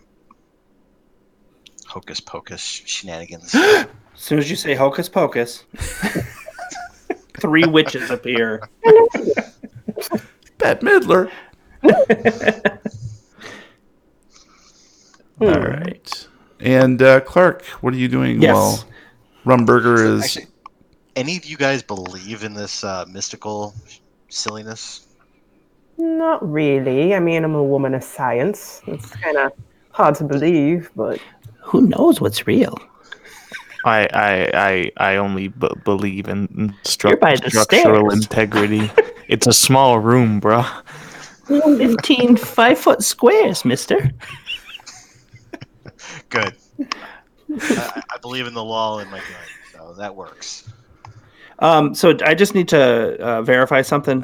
Within the box, there was did I hear a ring and a painting? The painting, the eyes follow you. I don't think I said it. I just thought it was weird. But Okay, but we're all standing there, so I can see. I just want to verify what's in it before I interact with it. okay, yeah. Is there a ring in there as well? Oh yeah, there's the guy that's painting. He has a black ring on his finger. It's Okay, interesting. Right, but not the actual ring, just a picture. not the actual. Right. Okay, that's what I wanted to make sure. Oh yeah. Okay. All right. Actually, So I might have a dumb bad memory. Did did he actually ever describe the ring that he mentioned in the recording? No. Okay, I don't think so either. Yeah. I think you just said genie, or that there was Yeah. a genie. Right. So I'm going to reach into the box and grab the painting. Mm-hmm. And just kind of with one hand with the lantern and one hand with the painting, just move it around and as I stay still and see if the eyes follow me no matter where I put it. And just kind of, I'm fascinated by it and start to giggle. All right, go ahead, give me a sanity roll. I haven't giggled yet. Oh, I love being sane. That's the boring part. Oh Oh, I man. needed a 35, and I rolled a 35. What luck? So yeah, you're pretty certain too that it's simply the skill of the painter that has produced this effect. It's almost 3D like, but more importantly, the ring catches your eye. It is very ornate and very interesting, and strikes a chord with you, Bong. cousin. Okay, so I'm going to bring the painting close, like I've inspected everything else as close as I can get, and look at the ring on the finger. Okay. And as you get closer and closer, you can see it appears that the painter has attempted to inscribe on the ring in very small detail what appears to be your family sigil, Oh. the Blackwood sigil. And from the All right. northwest corner of the cellar, all of you here. You must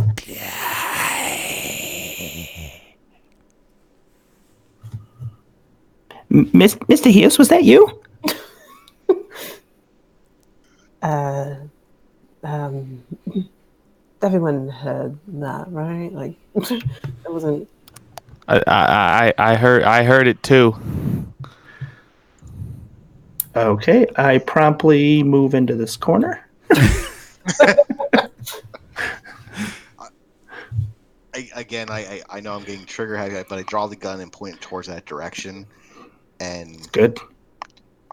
can your torch actually direct light all the way to that corner? Can we see that corner from here? I turn around in that direction. You can see just like the dim, shadowy outline of the shelving, but you're pretty sure that it came from right in this neighborhood. I'm behind the shelf, but I have my arm out with the lantern so they can use the light from it. Nice.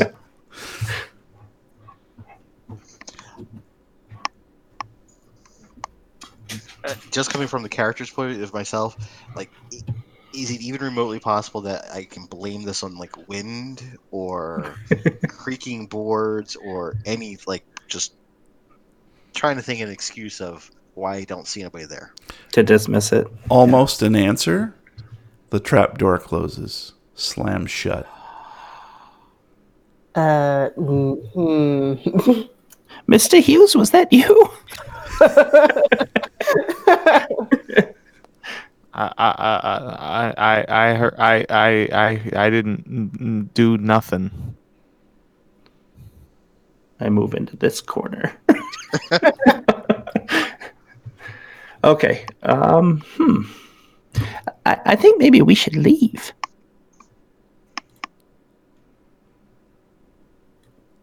I'm gonna go up and get as close as I can to Rummy. Mm-hmm. Okay. Just stay behind me. Is like I'm almost his coat. Awesome. And what's Rummy's and the doctor's intentions? Well, I do have a question. I think I'm going to use my psychology here for a moment. But, sure. To me, and you guys correct me if I'm wrong because I'm reading your faces a little bit, Hughes and the doc don't seem. I mean, we're on edge, but you're not terrified. But, sorry, Xavier is shaking his boots. I kind of just want to kind of confirm, is this like normal cowardice or is he acting like like we should know there's something more than just being terrified of a voice in the dark. Well, I don't know if you realize this, but I'm going to eat your soul. No. And then I turn into a huge demon. No. I just think that it's wind, possibly. It's a little weird, is the best way to put it. From my perspective, I'm just trying to dig faster. He's digging out instead of I love up. it. I love it. And here's I'm going to reward you with that, or for that. So even though you're not making a huge amount of progress digging up the entire floor, you have managed to uncover a layer of human bones Nice. beneath the shells and the Thank you. gravel. That's nice. They're crushed up, but they're kind of recognizable as bone. I've seen a lot of humans' bones, and that's that. In my ears. And I'm going to need you to make a sanity roll, please. I need a 60 out of 15. You're still going to take 1 point of sanity as this unnerves you.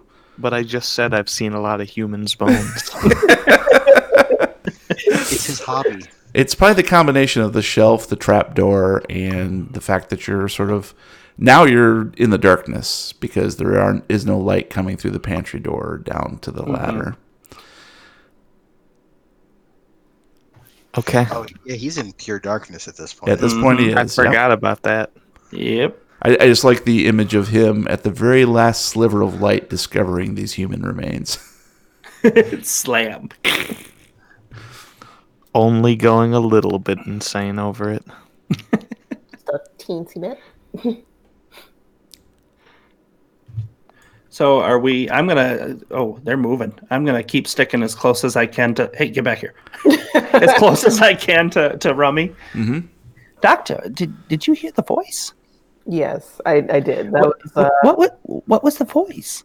I mean, if I'm going to be like scientific about it, it could have just been the wind, but I'm pretty sure the wind can't make sounds as articulate as that. So, And there's I don't see any Actually, windows. yeah. I bet you the voice is coming from beneath the floor in that extra room. There is no such thing as shadowy voices. There's another room. I mean, there might be. We need to check the base of that, the ladder. I mean, he's been digging for a while. Must be something. So I'm going to, as they say that, I'm going to move up a little bit, having a little confidence in them telling me that it's probably just something from And another I'll room. attack you. Just and that's going to throw some light on Hughes. Okay. Mr. Hughes, did you find anything? I found some human bones. I immediately step back behind Rummy when I hear that. As you do so, Clark, why don't you go ahead and give me a spot hidden real quick? Nope, I close my eyes. I needed a 55. I rolled a 31. Awesome. So as you asked this question to Hughes and sort of held up your lantern to see him better, you see what appears to be a writhing mass of shadow directly behind Hughes. Oh. And then it sort of... Hughes goes up the ladder and just snaps his neck on the closed lid. It sort of collapses in upon itself and then disappears from your light. Did anybody see that? And this is me as I'm going behind Rummy, like around the side of him, Okay. putting him in between me and whatever that was. Looking the direction that he asked that about, is there anything there other than Hughes? Not that you can see. I mean, there's just normal shadow, appears to be. And I think I'm going to need Calm down, man. a sanity check from Clark. I would like to leave. There's no escape. I need a 35. I rolled an 83. Nice. Why don't you go ahead and roll D8, Weird. please? A D8? Uh-huh. Okay. So a D1? Absolutely. So 6. A 6. Yep. And I believe we're going to trigger a bout of madness with that, aren't we? No, I think Great. that's fine. No, that's okay. So you're going to do a temporary insanity. Temporary, so 29. Wow. I was at a 35. I'm at a 29 sanity. Awesome. And I am temporarily insane. Yep. Mm-hmm. And go ahead and roll me a D100, please. This is the part I don't like. Ooh. A 96. All right. That's Give me a okay. second here. You're afraid of oranges. That'd be pretty bad.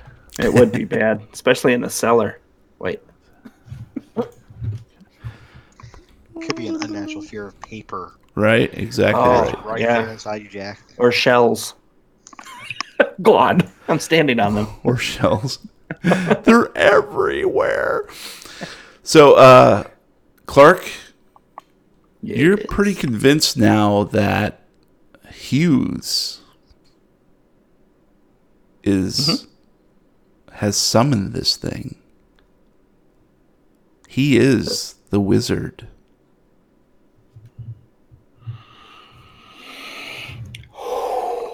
If you kill him, you'll be fine.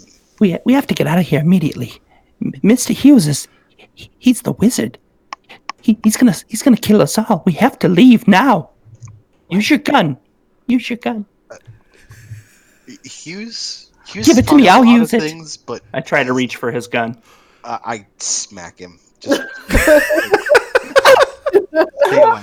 Well, I believe those are opposing roles, aren't they? You don't have to hit me.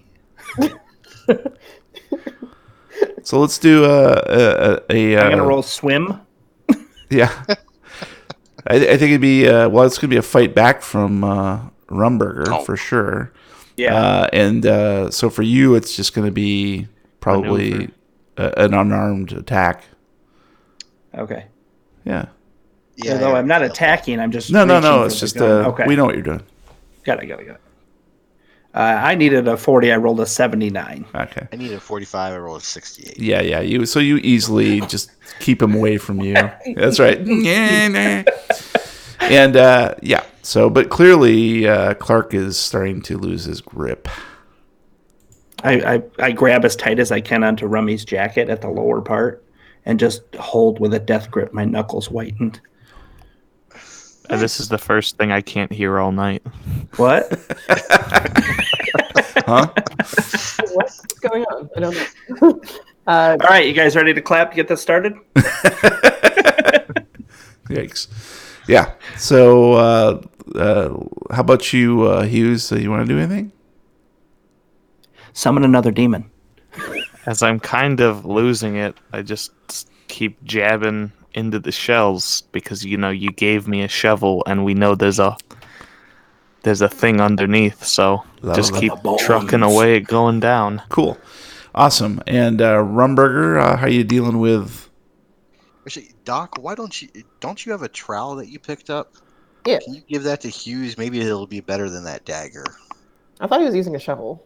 Yeah, he did find I a got shovel. Yeah. Oh, I thought you were still doing it with the dagger. My bad. No, he has the shovel in his hand, but he's still digging with a dagger. I'm actually just kicking the shells. He's hitting the ladder with the shovel. I don't get it. Okay, Xavier. Here's what we're gonna do. We're gonna Yes. go over to the ladder. You Okay. stay behind me. Mhm. We're basically gonna back up so your back is against the wall Oh, okay. over here. So there's nothing between you, or there's nothing gonna get you that's not gonna have to go through us first. Rummy, I trust you. That's a mistake. He shoots me. Ooh, what you say? Can I do a thing? I'm sorry. Can I just can I grab Xavier by the shoulders and then do psychoanalyze on him? Sure. Absolutely. Just stare into his eyes. Yes. Just like, you're going to be fine. So I'm going to do that real quick. Go for it. Do it. Nice. I was supposed to get 65. I got a 19. I got a hard Lovely. So yeah, the doctor grabs hold of Xavier and just tries to do a little bit of a pep talk. And the doctor's voice just soothes Clark's burgeoning madness. And I gain 1 point of sanity back. And as Rumberger is watching this from afar, did you move over here? I was going to bring him with me and push him in the corner. So Gotcha. I'll probably go after the doc grabs him. Okay, so yeah, you tried to grab Xavier to take him over towards the shelving unit, and which has fallen, by the way. That's sort of tipped over 45 degrees, and leaning on the ladder. But then the doctor has this great idea and does the magic that the doctor does. But awesome. Rumberger, as you are watching this miracle of modern medicine taking place, you see a shadow coalesce directly behind the good doctor. Like immediately right behind him? Her. Yeah. I'm sorry, her. Sorry. Her. Jane, yeah. Jane, isn't it? Yeah, Jane. She's the wizard. I'd like to She's the wizard. So, yeah. I'd like to not even hesitate and just shoot straight into it, assuming it's somebody's coming up behind her. All right, so we're gonna go into combat mode now. And I drop into the fetal position. Righto. I'm over here just relaxing. Don't worry about me. Just chilling. You might actually have a good surprise attack. All right. Let's go ahead and do some dex, please. So we know Rumberger is going to be first to go, but what's your dex? Yeah. 80. Awesome. You're going to always be first to go. And let's do Clark next. My name's Xavier. It's Dex, 45. 45. All right. And Hughes, just for funsies? 50. 50. Nice. And we're going to do the doc. I am 45. 45. Okay. Oof. Yep. So Rumberger is going to obviously go first. Let me check this thing's dexterity. It's a person I'm shooting at. I'm not shooting at a thing. Right. Yeah. What are you talking about? Yeah, just somebody like... Shush. Exactly. So, yeah, this is actually going to go last. So it's got a dex of 35. Wow. Yeah. But Rumberger, this will be the sort of the surprise round, and Rumberger sees this thing coalescing, and then it's going to do its deal directly after Rumberger. So, all right, so go ahead and fire away. Oh, look at that. I needed a 60. I rolled a 44. Or, I'm sorry, a 40. All right. So, regular success. That's lovely. It looks like it does 4 damage. 4 points of damage. Nice. And so you see this horrifying manifestation of shadow coalesce and become solid right behind the doctor. There is no body or head, just writhing black tentacles that have these sharp, pointy maws at the end of them. And I can totally explain that. That's a person. It's some sort of weird costume. It's very strange. And immediately, the three of you are engulfed in the stench of rotting eggs and what is clearly some sort of rotting corpse. And I will need the good doctor to make a listen roll, please. Okay. It was just like, what's behind me? All right, so What's this? all right, There's something in the air. I was gonna thank you for that. That was great. I was supposed to get a 45. I got a 20. I got a hard pass. Lovely. Okay, so you will not be given a surprise attack, thankfully, because you heard it. But you can do normal stuff. So Rumberger fired into the mass of writhing tentacles and did 4 points of damage. Nice. So the bullet just sort of absorbs in a white hot lead light into this darkness, is quickly swallowed up. So you have a sneaking suspicion that it didn't do much of anything. That's when I say, oh shit. Yeah. And so we're going to do the doc next. So this thing is going to attack you, but you have the opportunity to fight back, dodge, or maneuver. While moving backwards, I guess I'm turning around to face it. I'm going to move backward and also shine my light at it as I'm backing up. Nice. Okay. And so it sounds like dodge to me, right? Yes, I mostly dodge. Cool. So. Go ahead and roll that puppy, and I'll roll. You got puppies? Fight. Yeah, I do have a puppy. All right, let's see if this works. Because Right. holy crap! So I was supposed to I got a critical 1. So boom. Boom is right. Okay, cool. And I'm just going to do that for funsies. Boom. Okay, yep. So this tentacle lashes out at you from the darkness. You can now see that this thing is just a few feet away from you, and it's a monstrous. It's a mass of just writhing air shadows playing off of the light that you shone at it. And as this tentacle reaches out and snaps just inches from your face, you raise the torch, and with the combined light from the lantern, the thing just sort of sucks back into itself and disappears. Wow, with a critical, we can't even do anything. And Hughes, why don't you give me a listen roll? A listen roll? Uh-huh. Okay, I'm sure, yeah, we're like 7 feet away from me. Didn't notice anything. 5, 10, 15, 20, 25. Oh, this is going to be cool. Oh, whoa. Nice. I needed a 20. I got a 19, so I heard. That's right. Yep. Oh, man. And you hear directly behind you, as you're sort of watching this interplay of some sort of excursion to the north. Behind you, you hear, "Blackwoods must die." And you feel cold at your back and a stench of rotting eggs. Good thing I'm not a Blackwood. I'll yell out. Not a Blackwood. Not it. I'll yell out to Clark. You're a cousin, right? That's a thing. Mm-hmm. Okay, so I yell out to Cousins Clark. are a thing. I yell out to Clark. Blackwoods are gonna die, duck. Nice. I'm already insane, so we're golden. Oh, so there's an easy solution. We just shoot him and we're done. See? Exactly. And so why don't each of you give me an intelligence roll? Do I not get to have an attack or no? We're not there yet. Okay.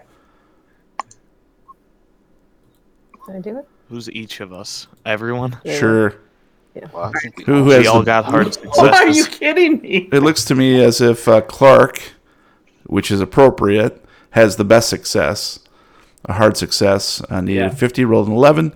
And Clark, you are starting to put 2 and 2 together here. You remember Arthur on the tape saying, "Find my ring." There's a genie that controls the ring. You saw a ring in the painting.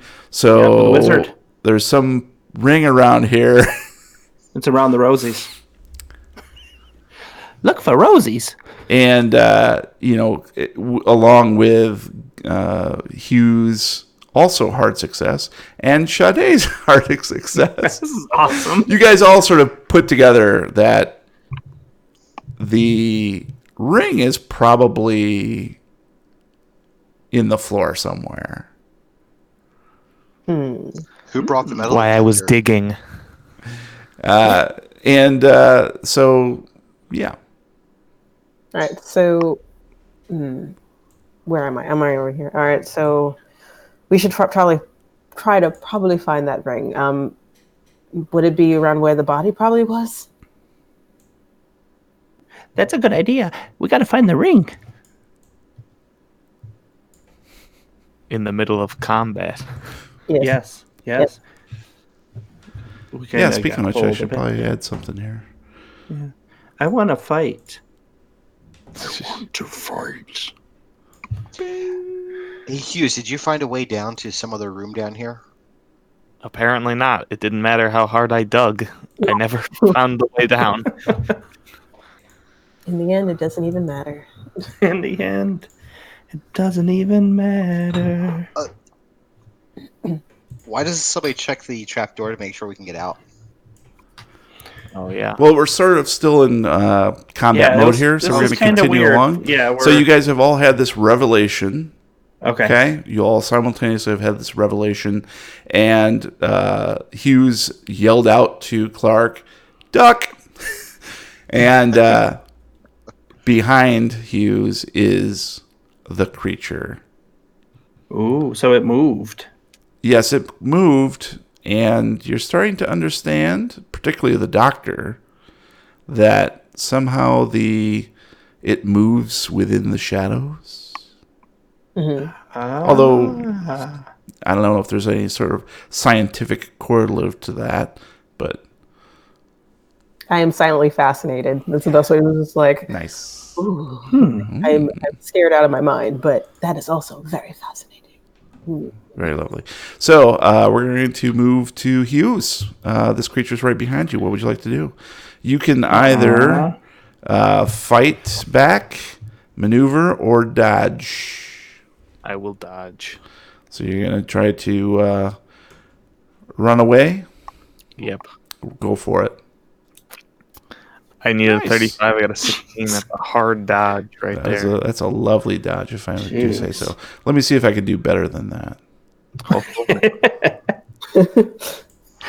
Advanced dice roller. Boom. Roll. I cannot. So yeah, you managed to move away. And there's a dog. Is that you, Brian? No, that's my neighbor's dog. Hold on one second. All right. So yeah, where do you want to move to? I'll just sort of. How far can I go? I can just kind of regroup. Just tell me generally where you're going to attempt to do. I just kind of want to regroup with everybody. So you're running back to the group. Okay. Yeah. Because Awesome. I've been away forever. All right. And what is Rumburger, Clark, and the good doctor doing as Hughes yelps and moves back towards you? Are we in combat? Yep. Or are we? Sure. Okay. I'll let you know when you can go. You can't. I'm just asking what you want to do. I would like to swing the saber that was given or the cutlass that was given to me. Okay, so you're looking at the map? Okay, yes. Now I see that he moved over to here. Mm-hmm. So I guess I'm just going to, if it's combat, it seems weird. Okay. Well, it's not D&D, so tell me what you guys have some other motivations going on now? Yeah, I'm going to move to this side of Rummy and keep the lantern out in front of me as much as I can, as much light as I can cast. Mm-hmm. And what's your intent? To keep it at bay with the light. Okay, gotcha. Rummy? Because he can't attack. He's too far away to attack. I'm assuming we're casting basically a pool of light right now. Yep. Mm-hmm. Yep. Between the electric torch and the lantern. Mm-hmm. And it's staying just outside the light. It's staying just in the darkness, just beyond the light. Currently, it's just in that southern alcove near the ladder. And that's a well-lit alcove? Not well lit. You guys are far away. Okay, so that's what we were getting at. Yeah. You guys are about 35, 40 feet away. Okay, good. Can I do maybe an intelligence check to see if it would be a safe assumption that if the body was found roughly just to the south of where we currently are, if the person had a ring, if it might be laying, underneath there somewhere? I would say that's probably a reasonable assumption, even without the intelligence check. Mm-hmm. Unless I'd like to just kind of say, give me that shovel and just try to pull it out of your hands for a moment. Nice. All right. Again, I'm gripping onto your Take it coat. from you. Yep. I give him the shovel. Nice. And then I don't have a light, so I'm just going to start going at it. very quickly digging down roughly where I'm guessing the body was. Okay, excellent. Based on the blood spatter and everything else. And I'm staying right next to him with the lantern, holding it as high as I can. Got it. Okay. And Doc. I'm going to show the light where he's digging Okay, cool. Nice. in the area, just so that like if we catch a glint of any metal material or Smart. any gems, then Okay. it could probably sparkle. All right, so we'll let you go ahead and dig away, Rumburger. And I'm going to say... So, who's keeping an eye on the creature? Anybody? I can. Hughes is keeping an eye. So, Hughes, you see it disappear. Cool. It sort of Great. sucks in on itself and just shrinks back into the shadows until there's nothing but shadow. Talented. I did a bad job of keeping an eye on it. What would you tell the group if that happened? If it disappeared? Guys, it's gone. Where did it go? I start swinging the lantern around, all around us, trying to find it. Which is kind of removing the light from Remy. Rumburger, But the Digging away. doctor's shining the flashlight where he's digging, right? but it doesn't give a cast. You know what I mean? Uh-huh. I'm moving it so the light is Gotcha. not consistently Around enveloping us. Okay, cool. And while that's all happening, Rumburger, why don't you go ahead and give me a luck roll? Of course, I've spent all my luck so far. say. I needed a 27, I rolled a 96 and fumbled it. Ooh, All right. So, yeah, you are digging around frantically now, maybe a little too frantically, because the shovel snaps, the handle snaps. I shouldn't have given you the shovel. If it does break, I won't stop. Even if at this point, I will use my hands if I have to. Okay, fair enough. All right, so you'll continue to dig. Hughes, what are you doing? I guess I'll inspect for the disappearing act. Sort of look around where it went away. Okay. And Doc? Pulls out a scalpel and kills us all. It was me the entire time. No. I'm going to give my digging implement to... Who was the one digging right again? It was Rumburger. Rumburger. I'm going to give it to him. He's like, here, use this. It's smaller. The And you trowel. can't- Nice. Yeah, the trowel. Nice, good idea. Thank you. Okay, good. Damn. All right, and so Hughes and Clark, give me spot hiddens, please.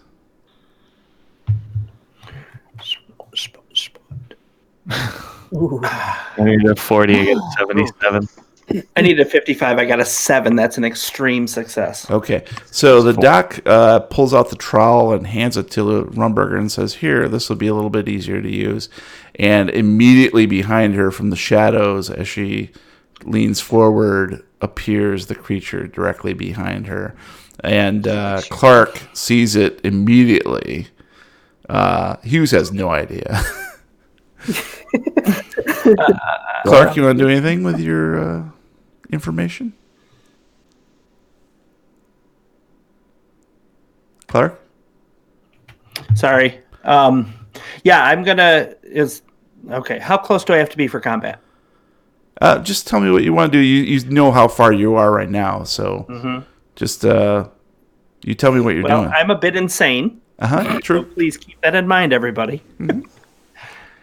I'm going to see the shape form and the tentacles start to lash out towards the doctor, and I'm going to throw the lantern. Oh my god.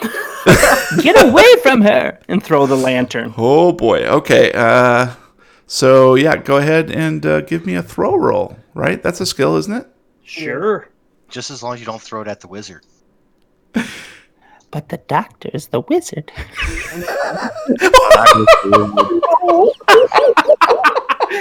I needed a 35. I rolled a 99. That is a fumble. Okay. So what happens is Hot.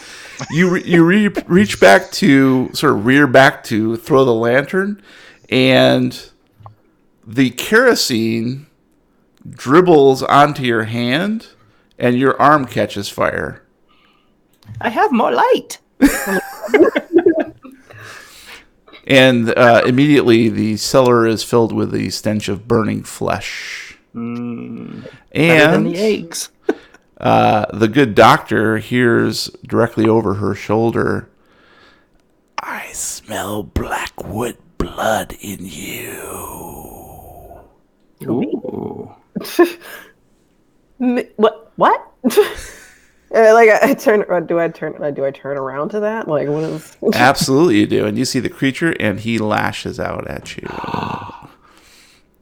And would you like to dodge, fight back, or... I'm sorry. I'm like trying to think through here. That's a tough one. Because I just gave my only weapon away. Yes. So, I am going to dodge.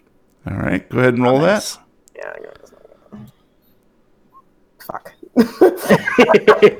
So the rest of you see two of these tentacles just latch onto the back of her neck, Oh. and she shrieks as you take... Let me do a D4. 3 points of damage from the combined attack. And now they are sort of latched onto the back of your neck. Hello, my baby. Hello, my darling. Starts controlling her. No. Nice. That's the image. All right. So Hughes, Rumberger, and... Well, Clark is otherwise engaged. Hughes and Rumberger. Congratulations. Oh, it's me. What would you like to do? My name's Xavier.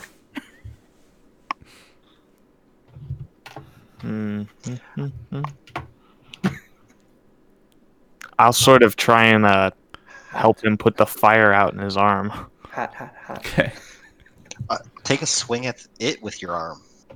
It's on fire. Oh, that's fair. Yeah, do that. Put my arm out the next round.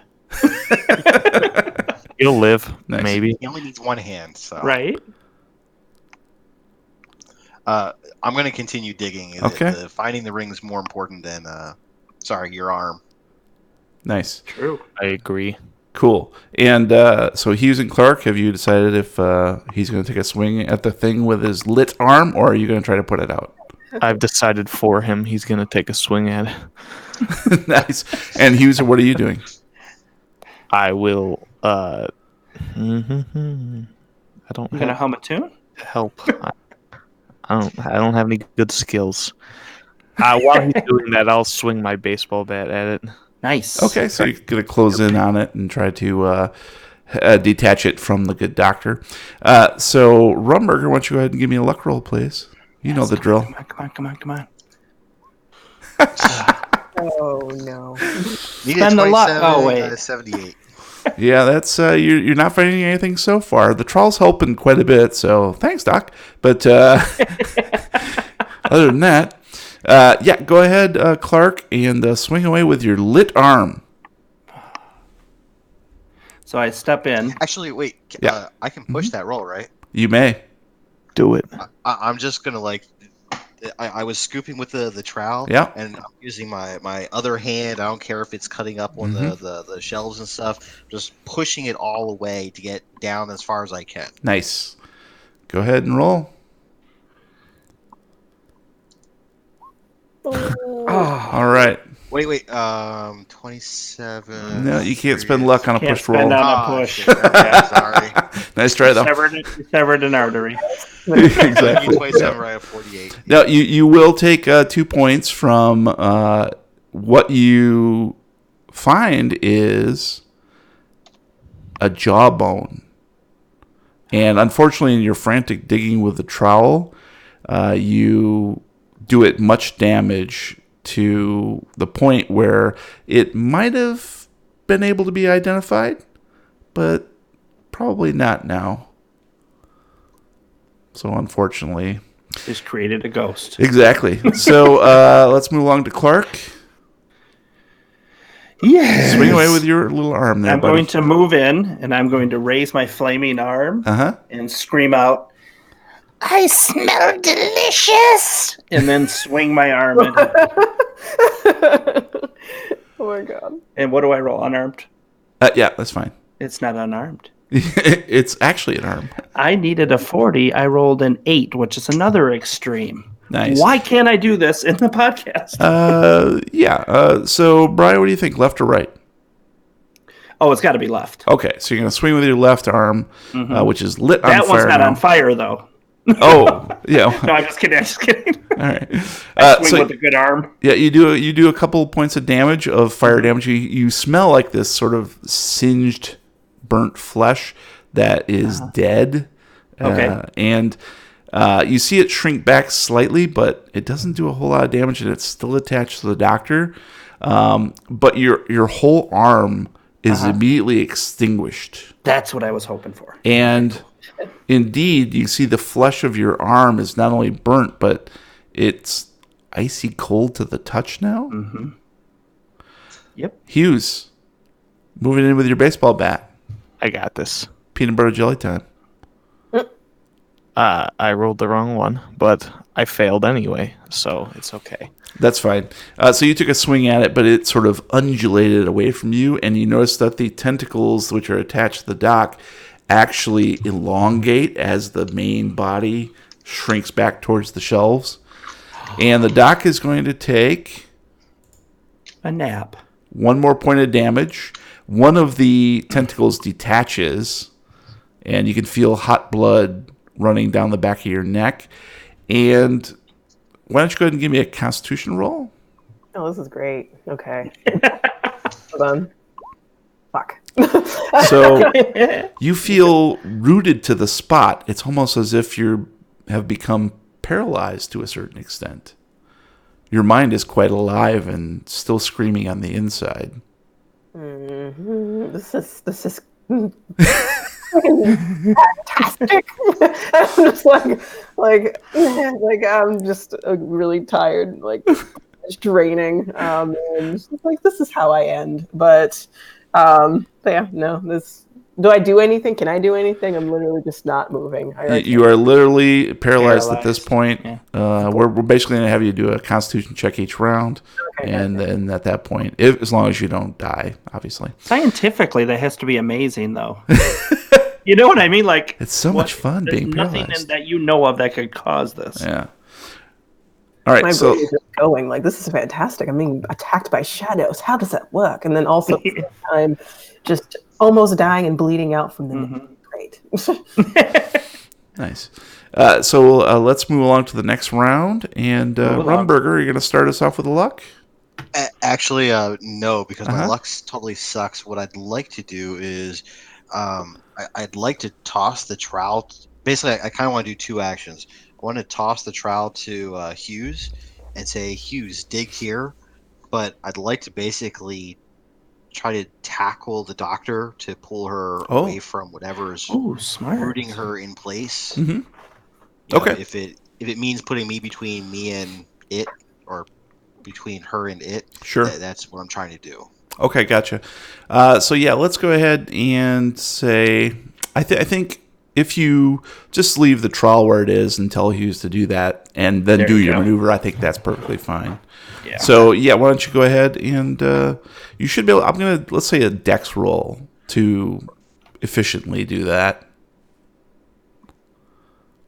You should be good on that. Oh, nice. Heck yeah. 80 got 29 hard. Okay. Nice. And yeah, so you easily tackle the dock, and you feel this bit of resistance.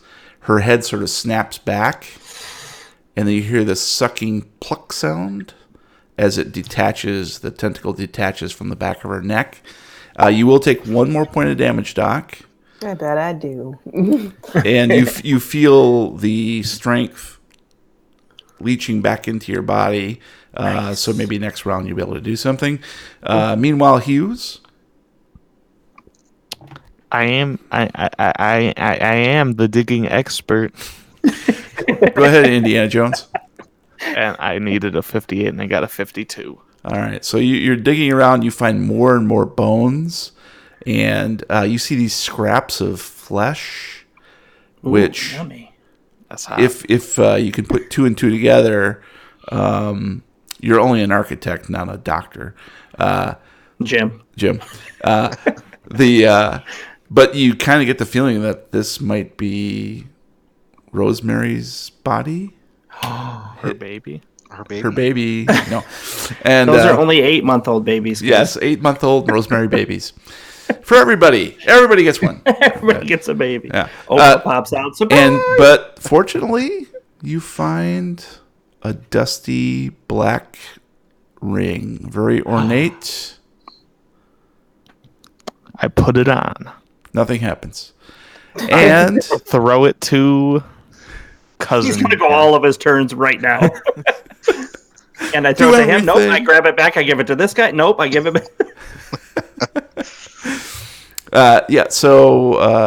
when you put it on, nothing happens. And but now we'll go back to Clark. What would you like to do? Give me the ring. I don't know he found it yet. No, you're aware of all the stuff that's happening. Okay. Give it to me. I'm the bloodline. It's not my turn. I put out my burnt arm reaching towards my burnt. I make him take it off of my finger. I have no muscle control in this burnt hand, dude. Yeah, so there. Clark reaches out his burnt hand, and it snaps off just above the elbow and falls to the floor and just shatters into dust. So sorry. Here, try this one. I reach out my other arm. Oh, sanity is just a wonderful thing. I'll put the finger, the ring on his finger. The finger on his ring. We're married. So That was my plan all along.